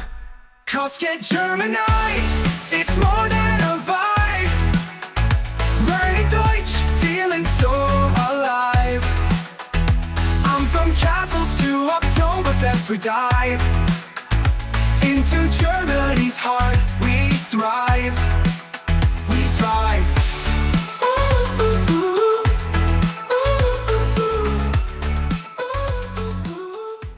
Hallo und willkommen. Ich bin Meister Lehnsherr and you're watching Get Germanized, positive and uplifting German quotes to live by. All on board. What should I do? Ah, ich weiß. These quotes are not only motivational, but also offer a glimpse into the culture and wisdom of Germany. So let's get started right away. Lasst uns anfangen and let's get inspired together. The first quote is: Was immer du tun kannst oder träumst tun zu können, fang damit an. Was immer du tun kannst oder träumst tun zu können, Fang damit an. This translates to whatever you can do or dream you can do, begin it. This is a powerful and wonderful quote by Johann Wolfgang von Goethe, one of Germany's most famous poets and playwrights. Goethe's words remind us of the power of initiative and the importance of taking the first steps towards your goal. It's a call to action and a reminder that every journey begins with a single step. Next, let's look at a quote by the renowned physicist Albert Einstein, who was born in Germany. Einstein said, "Fantasie ist wichtiger als Wissen, denn Wissen ist begrenzt." Fantasie ist wichtiger als Wissen, denn Wissen ist begrenzt. Which means imagination is more important than knowledge, for knowledge is limited. This quote encourages us to value creativity and imagination as they open up limitless possibilities and drive innovation. So don't get stuck with your worldview. Challenge it constantly. Another great quote comes from Friedrich Nietzsche, a philosopher known for his profound and often provocative ideas. Nietzsche said, "Das, was mich nicht umbringt, macht mich stärker.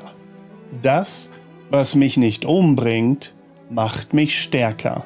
Which translates to that which does not kill me makes me stronger. This quote speaks to resilience and to the idea that overcoming challenges makes us more robust and capable individuals. Now here's a beautiful quote by Hermann Hesse, a German-Swiss poet, novelist and painter. Hesse wrote, "Jedem Anfang wohnt ein Zauber inne, der uns beschützt und der uns hilft zu leben." Jedem Anfang wohnt ein Zauber inne, der uns beschützt und der uns hilft zu leben. Which means there is magic in every beginning, protecting us and helping us to live. This quote reminds us of the potential and excitement that comes with every new beginning, encouraging us to embrace change with optimism. Another insightful quote comes from Konrad Adenauer, the first Chancellor of the Federal Republic of Germany. Adenauer said, "Wir leben alle unter dem gleichen Himmel.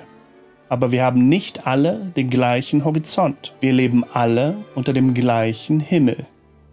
Aber wir haben nicht alle den gleichen Horizont." Which translates to, we all live under the same sky, but we don't all have the same horizon. This quote is a gentle reminder of the systemic circumstances that keep us from being equal. While we are all human, politics, geopolitical circumstances and other things keep us from having the same opportunities and rights. Lastly, let's look at a quote from Paul Fleming, a German poet from the 17th century. Fleming said, "Wer selbst sein Meister ist und sich beherrschen kann, dem ist die weite Welt und alles untertan." Wer selbst sein Meister ist und sich beherrschen kann, dem ist die weite Welt und alles untertan. Which translates to, he who is master of himself and has command of his emotions has at his feet the whole wide world and everything therein. This quote highlights the importance of self-control and discipline, suggesting that true mastery is achieved by working within constraints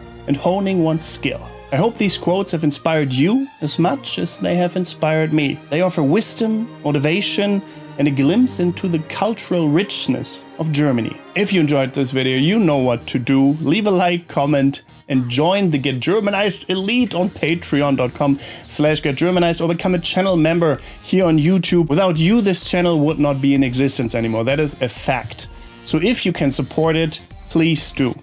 And apart from that, thank you very much for watching. Don't forget to get Germanized. Goodbye and auf Wiedersehen.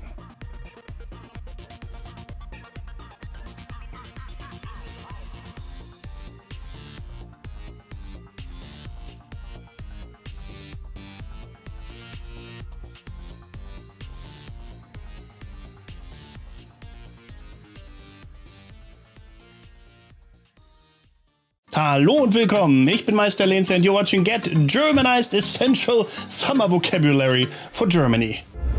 All on board. What should I do? Ah, ich weiß.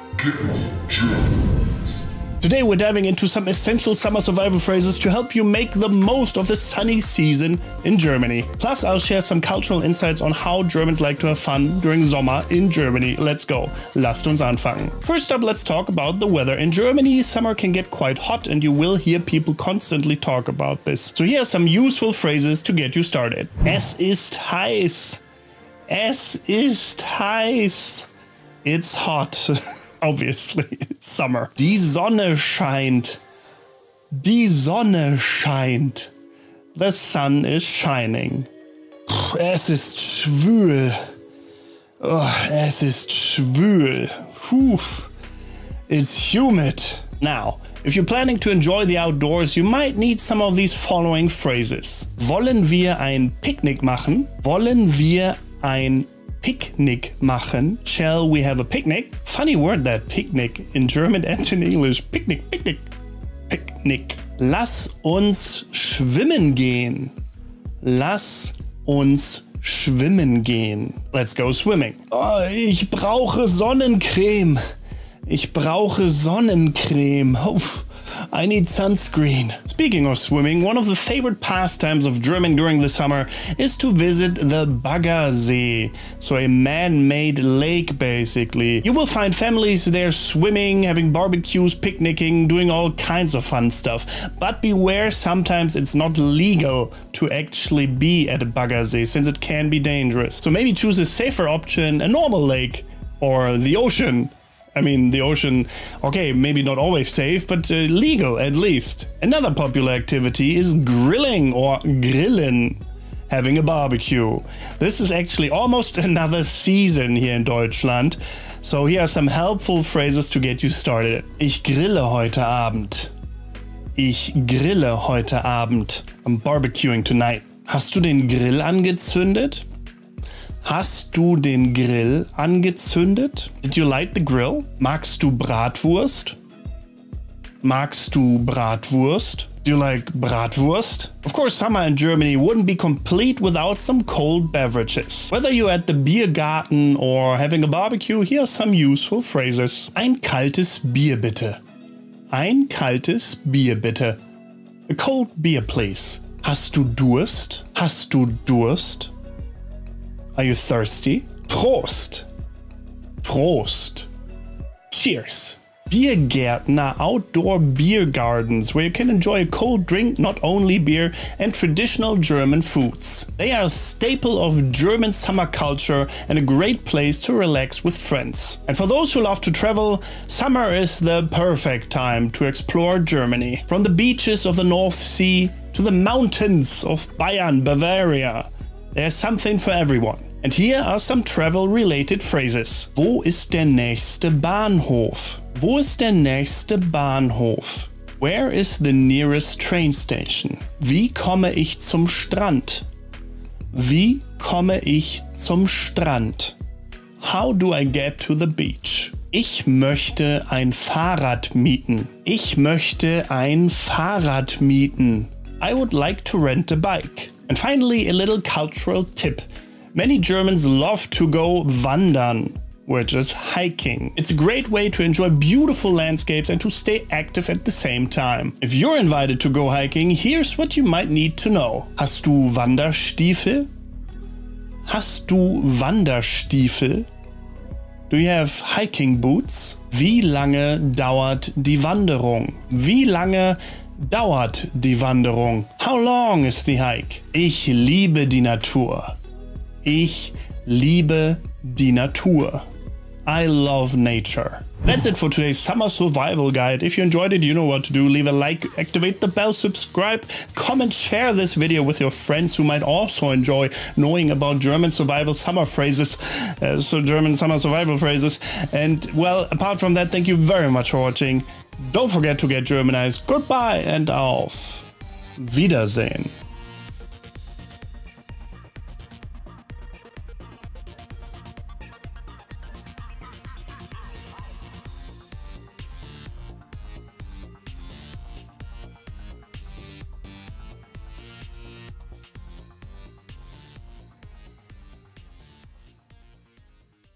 Hallo und willkommen.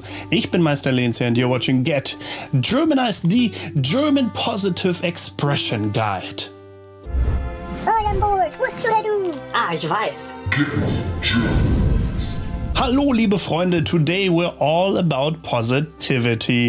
If you want to make a smile appear on someone's face or want to celebrate their achievements, well, this is the video for you. So let's spread some joy and kindness and jump right in. Lasst uns anfangen. Let's start with this simple one.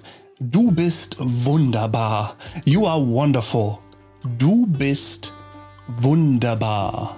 You are wonderful. It's a straightforward compliment that can make just about anyone smile. You can use this to appreciate someone's effort or maybe to cheer up a friend who's feeling down. Next up, if someone has done something mighty impressive, you might say, Das war spitze. Oh, das war spitze. That was great. Das war spitze. This is a great way to acknowledge someone's success, whether they aced a test, did a cool presentation, or just, well, achieved something else that is pretty cool. Das war spitze is the way to go. For those times you want to express a strong gratitude, you could use Ich schätze dich sehr. Ich schätze dich sehr. I value you strongly, or I appreciate you a lot. This is a deeper way to show someone that you really value their presence and their actions in your life. Moving on to a fun one. Du bringst die Sonne mit. Du bringst die Sonne mit. Meaning you bring the sun with you. Literally, not really. This is used to tell someone that they brighten up your day just by being around. Perfect for those dreary days when a friend brings you joy. And let's not forget about the power of a simple Danke. Danke, thank you, or thanks. But let's make it even warmer. Say Danke, dass du da bist. Danke, dass du da bist. Thank you for being here. It's a beautiful way to express gratitude for someone's company or support. Next up, a sentence that might be a bit more unusual, but nevertheless beautiful. Du bist mein Lichtblick. Du bist mein Lichtblick, which means you are my ray of light. This is kind of poetic and deeply meaningful and perfect to express how much someone means to you. The next one is one of my favorites. It's Du machst alles besser. Du machst alles besser. You make everything better. It's a beautiful compliment to let someone know how much their presence improves your day and mood. And last but not least, if you're feeling proud of someone, you could say, Ich bin stolz auf dich. Ich bin stolz auf dich. I am proud of you. It's an empowering phrase that boosts confidence and strengthens bonds, especially when someone has achieved something really significant. For example, drank a whole liter of beer at once, right? No? Okay.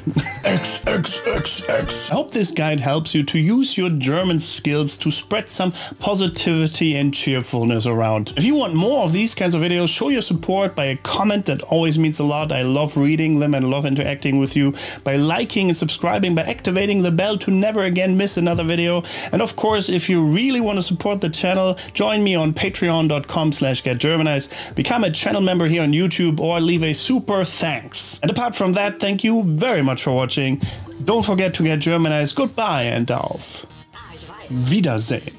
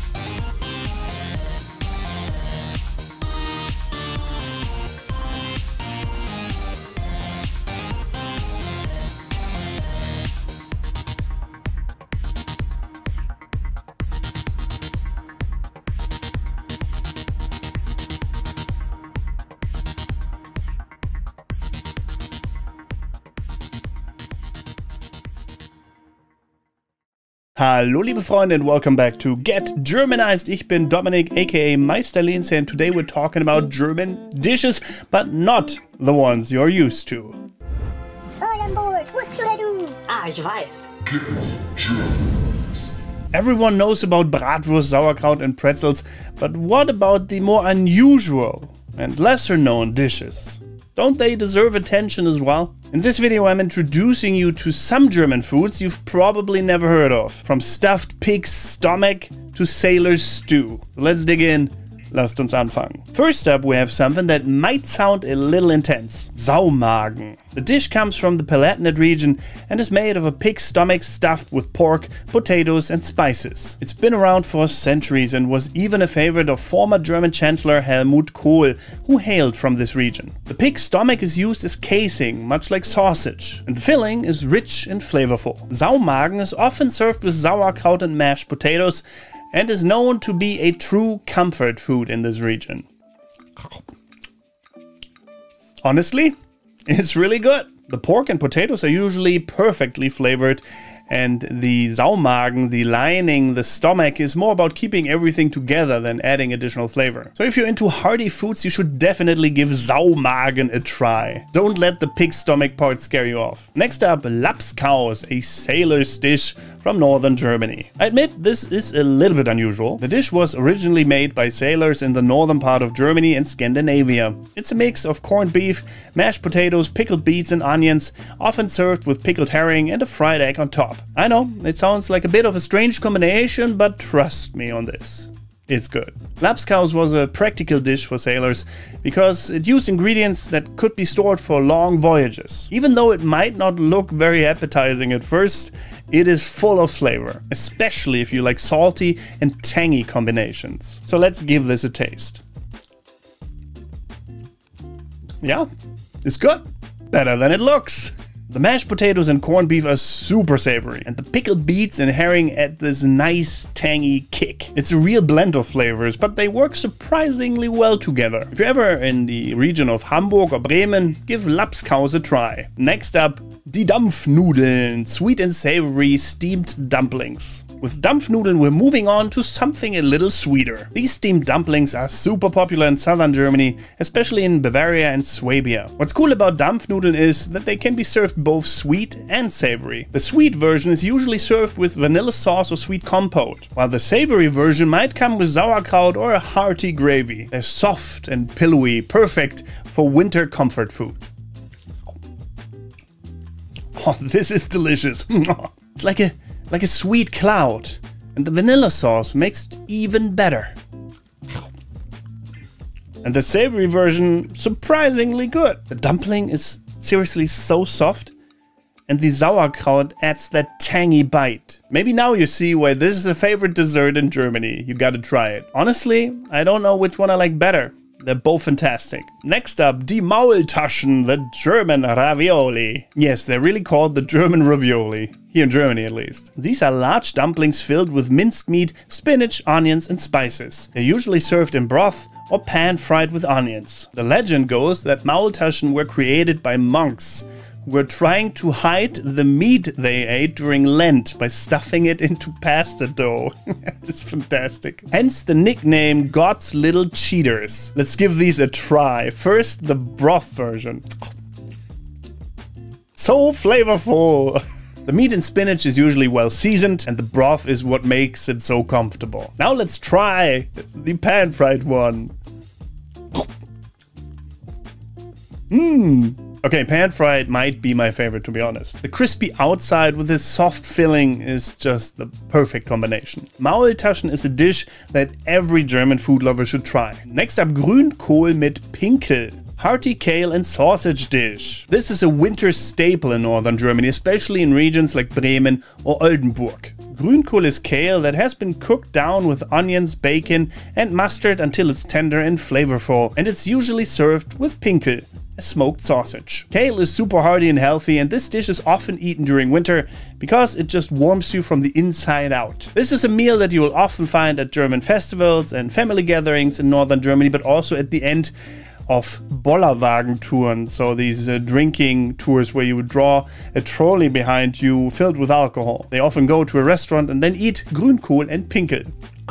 That kale is so rich and flavorful, and the sausage adds a nice smoky element. If you're into hearty dishes that keep you warm during winter, you definitely need to give Pinkel and Grünkohl a try. So there you have it, some traditional German dishes that you've probably never heard of, but definitely should try. From the hearty Saumagen to the fluffy and sweet Dampfnudeln, there's so much more to German food than just Bratwurst and Sauerkraut. But which dish would you be brave enough to try? Let me know in the comments below. Subscribe, like, hit the bell, all the good stuff if you haven't done so yet. And also for extra value for this video and many others, feel free to become a patron on patreon.com/getgermanized so you can download your free video companion PDF and get early access for every video. And apart from that, thank you very much for watching.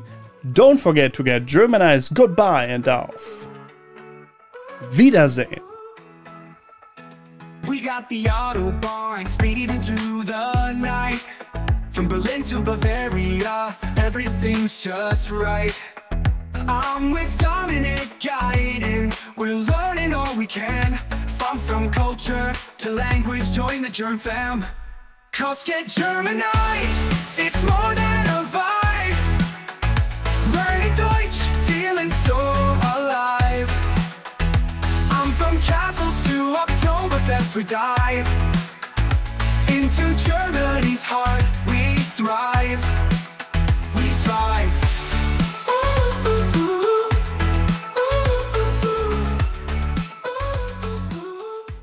Hallo und willkommen, ich bin Meister Lenze and you're watching Get Germanized 10 Fantastic German Idioms. So Sprichwörter. Let's go, lasst uns anfangen. All on board. What should I do? Ah, ich weiß. This episode is sponsored by you, by my patrons on patreon.com/getgermanized and by all the fantastic channel supporters. Thank you very much. Without you, I mean it, this would not be happening anymore. Wouldn't have been happening for a long time now. So thank you. And if you decide to support this channel via Patreon or channel membership, you get some fantastic extras like video access, like free PDFs for the videos, lessons, all different kinds of things that I can come up with on the spot and regular stuff as well. So thank you again. It means the world. And now let's get on with the video. First up, da steppt der Bär. Da steppt der Bär. There the bear dances. This means it's gonna be a great party and there will be a lot of fun. This idiom reflects the German love for festivals and social gatherings and the whimsical idea of bear dancing, if you don't think of the circus bear, of course, adds an almost fairy tale-like quality to it. Very nice. You can use this idiom when talking about an upcoming social event that's gonna be expected to be lively and fun. For example, auf Marcos Party steppt bestimmt der Bär. Auf Marcos Party steppt bestimmt der Bär. At Marcos Party the bear dances. Next up, das ist nicht mein Bier. What? Das ist nicht mein Bier. That's not my beer. What? The meaning of this is it's not my problem. I'm not interested in dealing with that. Das ist nicht mein Bier. Beer being a staple of German cuisine, this idiom uses it to denote matters of personal interest or responsibility. When someone tries to involve you in a situation you would rather not be involved in, you can use this to handle the situation. Stop. Das ist nicht mein Bier. Stop. Das ist nicht mein Bier. Ob das Auto kauft oder nicht. Das ist nicht mein Bier. If he buys the car or not, that's not my beer. Next up, jetzt geht's die Wurst. Jetzt geht's die Wurst. Now it's about the sausage. Meaning of this is now it's crunch time or things are getting serious. Sausage, a cornerstone of German cuisine, reflects the gravity of the situation. Something of essential value. This can be used in contexts where the outcome is critical, like a final exam or the last minutes of an important game. Das Spiel ist fast aus. Jetzt geht's die Wurst. Das Spiel ist fast aus. Jetzt geht's die Wurst. The game is almost over, now it's about the sausage. Next up, ich verstehe nur Bahnhof. Ich verstehe nur Bahnhof. I only understand train station. And the meaning of this is I don't understand anything. It's Greek to me. Originating from the confusion often experienced in large noisy train stations, this idiom captures the feeling of bewilderment. This phrase is useful when you find yourself feeling completely confused about what's being explained or said. Sie spricht so schnell, ich verstehe nur Bahnhof. Sie spricht so schnell, ich verstehe nur Bahnhof. She speaks so quickly, I can't understand anything. I only understand train station. Next up, alles hat ein Ende, nur die Wurst hat zwei. Alles hat ein Ende, nur die Wurst hat zwei. Everything has an end, only the sausage has two. This means everything comes to an end, obviously, except the sausage, because it has two ends.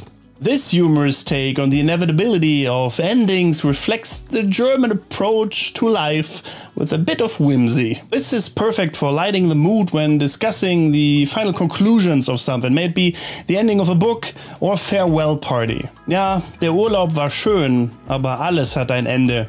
Nur die Wurst hat zwei. Ja, der Urlaub war schön, aber alles hat ein Ende. Nur die Wurst hat zwei. Yeah, the holiday, the vacation was nice, but everything comes to an end.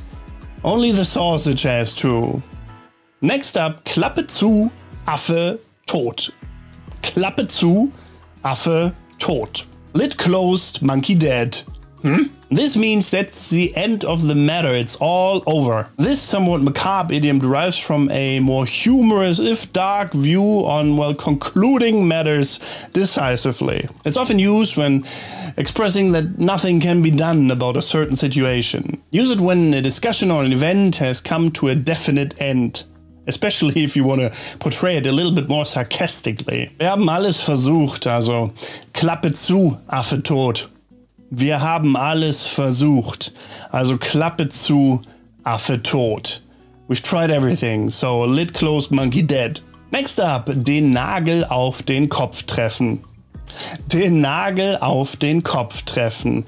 To hit the nail on its head. This means to describe exactly what is causing a certain situation or problem. Precision is valued in German conversation and craftsmanship alike, which is reflected in this idiom. Ideal for situations when someone has precisely pinpointed a problem or, well, has given a perfect explanation for something. For example, mit deiner Analyse triffst du den Nagel auf den Kopf. Mit deiner Analyse triffst du den Nagel auf den Kopf. With your analysis, you're hitting the nail on the head. Next up, die Kirche im Dorf lassen. Die Kirche im Dorf lassen. Leaving the church in the village. And the meaning of this is don't get carried away. Keep things reasonable. This idiom advises moderation and prudence, values deeply anchored in German culture. Use this phrase when someone is over-exaggerating or over-complicating a situation. Wir sollten wirklich die Kirche im Dorf lassen und nicht übertreiben. Wir sollten wirklich die Kirche im Dorf lassen und nicht übertreiben. We should really leave the church in the village and not overdo it. Next up, den heißen Brei herumreden. Den heißen Brei herumreden. To talk around the hot porridge. This means beating around the bush or to beat around the bush and not getting to the point. Directness is preferred in German culture, making this idiom a, well, slight critique of indirectness. When someone is not getting to the point, this idiom can be used to encourage a more straightforward approach to the conversation. Komm schon, rede nicht den heißen Brei herum. Komm schon, red nicht den heißen Brei herum. Come on, don't talk around the hot porridge. Get to the point. Get to the chopper. And last but not least, nicht alle Tassen im Schrank haben. Nicht alle Tassen im Schrank haben. To have not all of the cups in the cupboard. And the meaning of this is that someone is not all there and a bit crazy. This humorous phrase reflects the German approach when commenting on someone's quirky or unusual behaviors. This is often used among friends when commenting on someone's, well, eccentric or silly manner. Wenn du das machst, hast du wirklich nicht alle Tassen im Schrank. Wenn du das machst, hast du wirklich nicht alle Tassen im Schrank. If you do this, you really don't have all the cups in the cupboard. Or you're a bit crazy. I encourage you to include these phrases I've just taught you in your daily German conversations or in your daily German practice. You could, for example, kickstart a conversation with a German native speaker with one of these idioms. You could write down daily experiences and include an idiom that fits the situation. If you have language meetups, or maybe if you are planning on having language meetups, you could share one of your favorite idioms and discuss it. Also, if you want a PDF to learn more example sentences and more, well, practical uses of these idioms, you can join my Patreon on patreon.com/getgermanized or become a channel member supporter. Make sure that you choose the Get Germanized Elite tier, because that is the tier where PDFs are available and much more content. And apart from that, thank you very much for watching. Don't forget to get Germanized. Goodbye and auf Wiedersehen.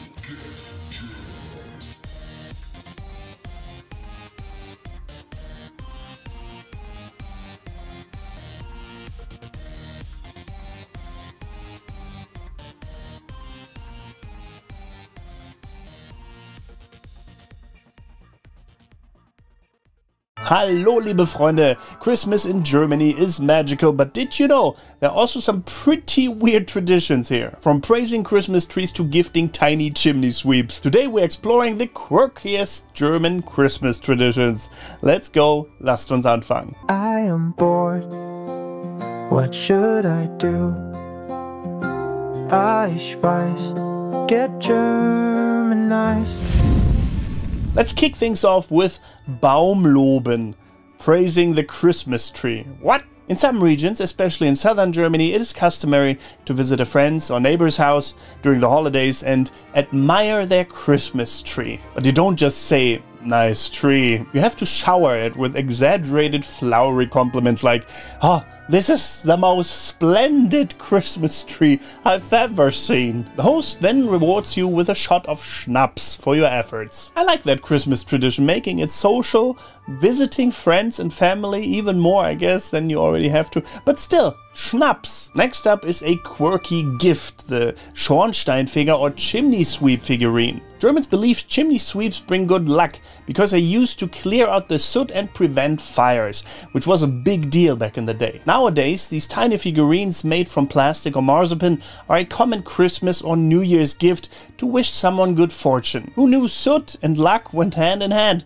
Well, in Germany they do. While many families opt for potato salad and sausage on Christmas Eve, some stick to the old tradition of eating carp. Yes, the fish. It's often served fried or poached, but what makes it quirky is the superstition attached to it. People keep a fish scale in their wallet for the entire year to attract wealth. Carp cash, anyone? Next up, Räuchermännchen or Little Smoking Men are charming wooden figurines that double as incense burners. These tiny pipe-smoking figurines release a scented smoke from their mouths or other openings and create a cozy and festive vibe. And they come in all sorts of designs, from the classic Santa Claus to craftsmen. It's definitely a mix of quirky and cute. Next up, Schrottwichteln. You think gift giving can't get any weirder? Welcome to Schrottwichteln. This is the German version of white elephant gifting, where the goal isn't to gift something nice, but to give something hilariously bad. Broken mugs, outdated calendars, or a random trinket from your attic? All fair game. It's a fun way to add laughter to the holiday season. Next up, Krampus runs. Krampus has the runs? Brace yourself for some holiday horror. In Bavaria and Austria, Krampusläufe, the Krampus runs, are a big deal. Men dress as the terrifying Krampus during these runs, the half-demon, half-goat companion of Saint Nick. And then they parade through the streets, scaring adults and kids alike. It's all in good fun though, mostly at least. Just don't get too close, because they have branches that they will whip you with. Next up, Bleigießen. Okay, honestly, this one happens usually on New Year's Eve, but it's just too weird not to mention. Bleigießen involves melting small pieces of wax or lead over a flame, and then dropping them into cold water. Why, you ask? Well, let me explain. The resulting shape is then used to predict your fortune for the new year. If it looks like a heart, love might be on the horizon. If it looks like a blob, well, good luck figuring that out. Next up, straw ornaments on Christmas trees. Instead of fancy glass baubles, many Germans decorate their Christmas tree with handmade straw ornaments. These rustic, intricate designs add a traditional and natural touch to the tree. It's quirky in its simplicity and a beautiful nod to to old-fashioned craftsmanship. Let me know, would you hang these up on your tree? Or not. And there you have it, some of the weirdest yet most wonderful German Christmas traditions. So which one surprised you the most? And do you have your own quirky Christmas or holiday traditions to share? Let me know in the comments below. If you enjoyed this video, give it a thumbs up, share it with your friends, that's very important actually. Subscribe, follow, all the good stuff. Consider becoming a channel member here on YouTube or a patron on patreon.com/getgermanized for extra content like a weekly companion PDF for every video I put out. There you get vocabulary lessons, cooking recipes, all different kinds of stuff depending on the video. Also, you get the video earlier than everyone else every week. Until next time, frohe Weihnachten, and apart from that, thank you very much for watching. Don't forget to get Germanized. Goodbye and auf Wiedersehen. We've got the Autobahn, snowy nights in sight. From Berlin to Bavaria, all dressed in white. With Dominic guiding, by the fire we'll stand. From wintry tales to culture so grand. Get Germanized in the winter's glow. Learning Deutsch while the frost winds blow. From Glühwein to Christmas markets that show Germany's charm, let it flow. Let it flow. Hallo liebe Freunde and welcome back to Get Germanized. Ich bin Dominik aka Meister Lenze, and today we're asking the question, why is New Year's Eve in Germany called Silvester? I am bored. What should I do? Ich weiß, get Germanized. Today we're diving into the fascinating history of Sankt Sylvester, the Pope whose name is forever linked with this celebration, and exploring how his feast day became synonymous with ringing in the new year in Germany. And stick around for some fun cultural anecdotes too. Let's get started, lasst uns anfangen. First, let's meet the man behind the name. Sankt Sylvester. Sankt Sylvester was the 33rd Pope of the Catholic Church, serving from 314 to 335 AD, and this during a very pivotal time in history. He's best known for his role in the Christianization of the Roman Empire under Emperor Constantine. Sylvester is also credited with several miracles, and is even said to have cured Constantine of leprosy. His papacy oversaw the construction of major churches, like St. Peter's Basilica in Rome. He passed away on December 31st, 335 AD, and the Catholic Church designated this day as his feast day. But what does this have to do with New Year's Eve? Let's find out. How did Sylvester become linked to New Year's Eve? In medieval Europe, the Catholic Church played a massive role in everyday life, and feast days were often celebrated with great importance. December 31st, the feast of Sankt Sylvester, coincided with the end of the calendar year. Over time, the celebrations for his feast day and the new year became intertwined, especially in German-speaking regions. By the 16th century, the Gregorian calendar standardized January 1st as the start of the new year, but the name Sylvester for December 31st stuck in countries like Germany, Austria and Switzerland. Now let's talk about how Germans celebrate Sylvester. It's a blend of religious history, superstition and modern-day festivities. The tradition of lighting fireworks in Germany stems from the ancient tradition of scaring away evil spirits. And Germans adopted this with gusto, and now these skies are ablaze at midnight. Many Germans enjoy a special New Year's Eve meal. Did you know that? Raclette and fondue are very popular choices because they're interactive and they bring people together. The role of religion and superstition. While Sylvester has largely become a secular celebration, remnants of religious and superstitious traditions remain. Many Catholics still attend a special Silvester Gottesdienst, the Silvester Mass, to reflect on the year and pray for blessings in the new one. Germans love their quirky fortune-telling traditions such as Bleigießen, where melted wax or lead is used to predict the future. Even the name Silvester is a reminder of how tradition and history shape the way we celebrate today. Fun cultural anecdotes. Here's a fun fact: Germans just love, and I mean love, to watch the British comedy sketch Dinner for One for New Year's Eve. It's been a Sylvester tradition for decades, even though the sketch has absolutely nothing to do with Germany. Another quirky tradition is to wish people a guten Rutsch, meaning a good slide. This phrase likely originates from the Yiddish word Rosh, which means beginning, as in a good start to the new year. But hey, the image of sliding into the new year is pretty fun too. Today, Silvester in Germany is all about gathering with friends and family, enjoying good food and drinks, and celebrating with fireworks. While Sankt Silvester might not be top of mind for most people, his name is forever linked to this exciting day. And that's how the story of Sankt Silvester and New Year's Eve became one in Germany. From its religious roots to modern-day festivities and fireworks, Silvester is a perfect example of how traditions evolve while keeping their historic charm. What's your favorite New Year's tradition, German or otherwise? Let me know in the comments below. And if you enjoyed this video, you know what to do, but I have to say it anyway because it's very important for the algorithm and so that other people see this video to comment, share and like, activate the bell. We don't say that for nothing. Also, if you really want to support the channel, become a channel member here on YouTube or a patron on patreon.com/getgermanized. And when you support the channel this way, you get early access to my videos every week, a free companion PDF for every video with extra lessons, recipes and all kinds of different stuff, and many more perks that you can check out here on YouTube or on patreon.com/getgermanized. So thank you very much if you do that. You can also buy the outro song, the winter version of the Get Germanized outro song, on patreon.com/getgermanized. And apart from that, thank you very much for watching. Don't forget to get Germanized. Goodbye and auf Wiedersehen. We've got the Autobahn, snowy nights in sight. From Berlin to Bavaria, all dressed in white. With Dominic guiding, by the fire we'll stand. From wintry tales to culture so grand. Get Germanized in the winter's glow. Learning Deutsch while the frost winds blow. From Glühwein to Christmas markets that show Germany's charm, let it flow.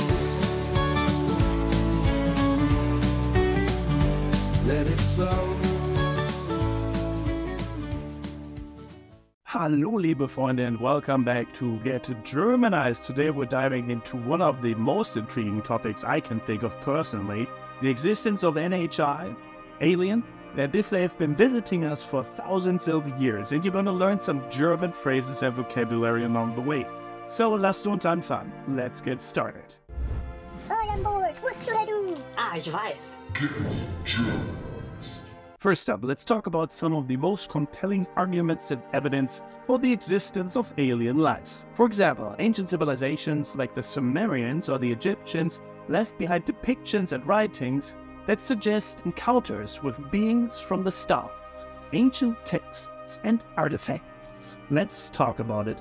Lasst uns darüber sprechen. Lasst uns darüber sprechen.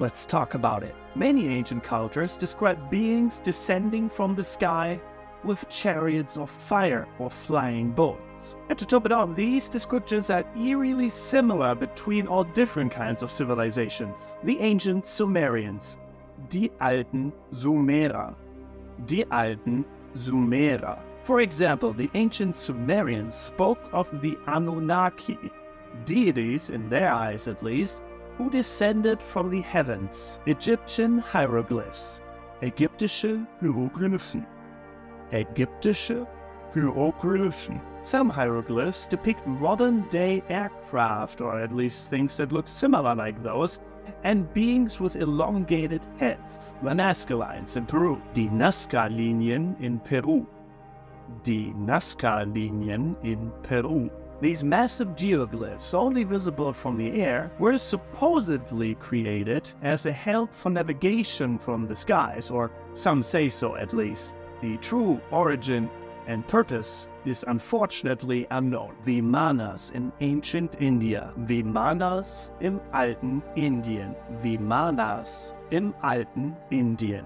Ancient Indian texts describe flying machines called Vimanas. They had the size of cities at times and were supposedly used in epic battles. The Dogon tribe of Mali, der Dogon-Stamm aus Mali, der Dogon-Stamm aus Mali. The Dogon tribe has advanced astronomical knowledge about the Sirius system, which they claim was given to them by beings from Sirius. And I am serious. Easter Island Moai statues. Moai-Statuen auf der Osterinsel. Moai-Statuen auf der Osterinsel. The construction and transportation of these massive statues remains a mystery to this day, with some theories suggesting extraterrestrial help. Sind das Beweise für außerirdisches Leben?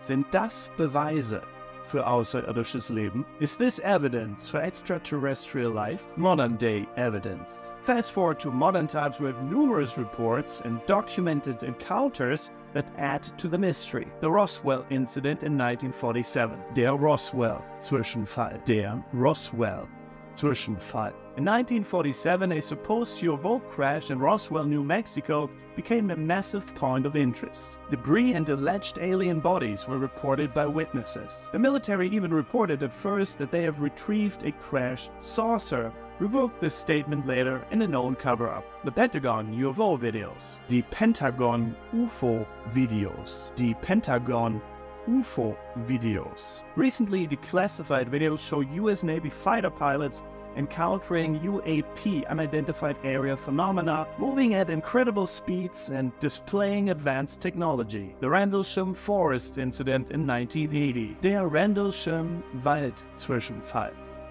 Der Rendlesham Wald-Zwischenfall. US military personnel stationed in England reported seeing strange lights and a craft in Rendlesham Forest, leaving behind physical evidence. The Phoenix Lights in 1997. Die Phoenix-Lichter. Die Phoenix-Lichter.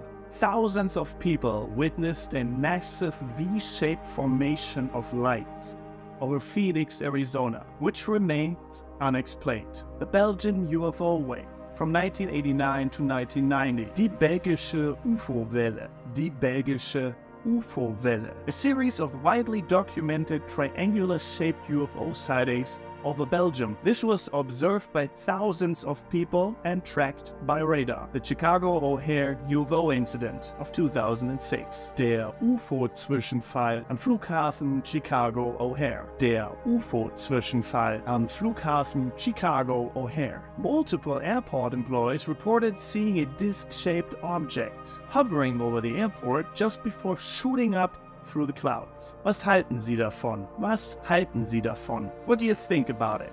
Let's dive deeper. Testimonies from credible witnesses. We also have a lot of testimony from credible witnesses, such as military personnel, astronauts, and pilots. Colonel Philip Corso. Oberst Philip Corso. Oberst Philip Corso. He claimed to have handled alien artifacts from the Roswell crash while serving in the US military. Dr. Edgar Mitchell. Dr. Edgar Mitchell. Dr.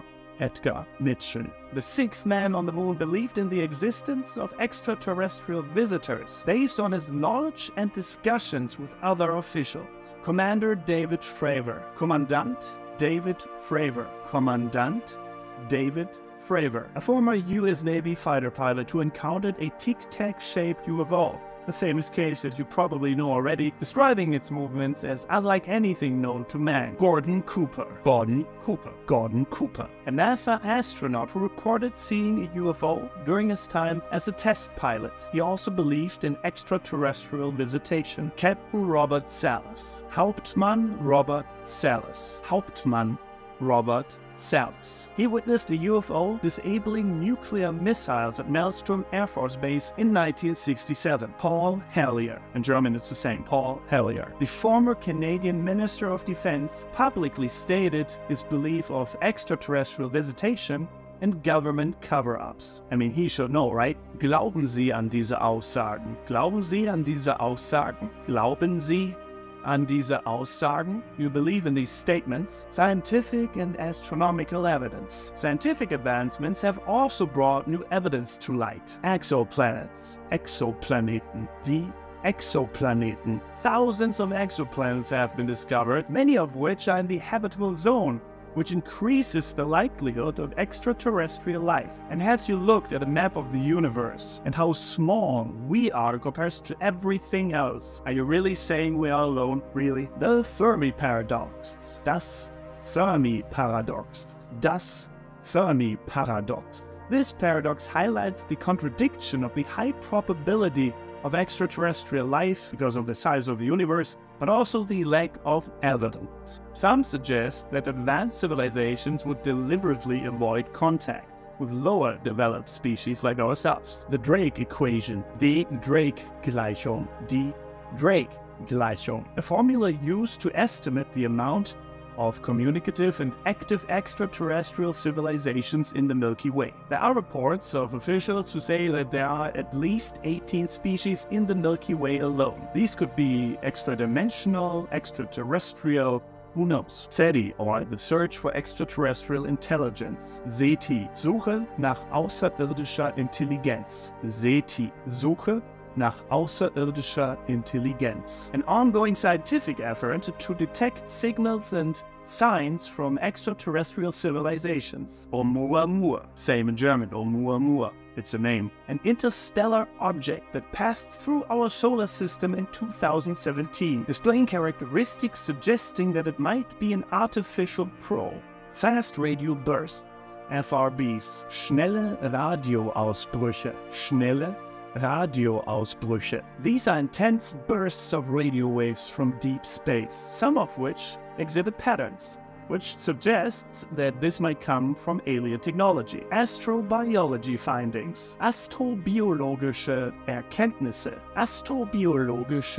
Erkenntnisse. Studies of extremophiles on Earth, so organisms that survive in harsh and extreme conditions, suggest that life could exist in harsh conditions elsewhere in the solar system and the universe. Was denken Sie? What do you think? In addition to all of this, there are numerous studies, movies, books, reports, news articles, and everything in between about this topic. If you want to find it, you can easily. It's almost as if this has been spread into our consciousness on purpose through popular media. Let's learn some relevant German vocabulary to discuss extraterrestrial life and aliens. Extraterrestrial, außerirdisch, UFO, unbekanntes Flugobjekt, UFO, spacecraft, das Raumschiff, astronomer, der Astronom, galactisch. I hope you found this exploration of alien evidence and German vocabulary fascinating. If you enjoyed this video, you know what to do. Give it a thumbs up, subscribe, activate the bell if you haven't yet, and please check out my Patreon page on patreon.com/getgermanized, or become a paying member here on YouTube by becoming a channel member. Thank you very much. We are in need of your support at this moment in time. And apart from that, thank you very much for watching. Don't forget to get Germanized. Goodbye and auf Wiedersehen.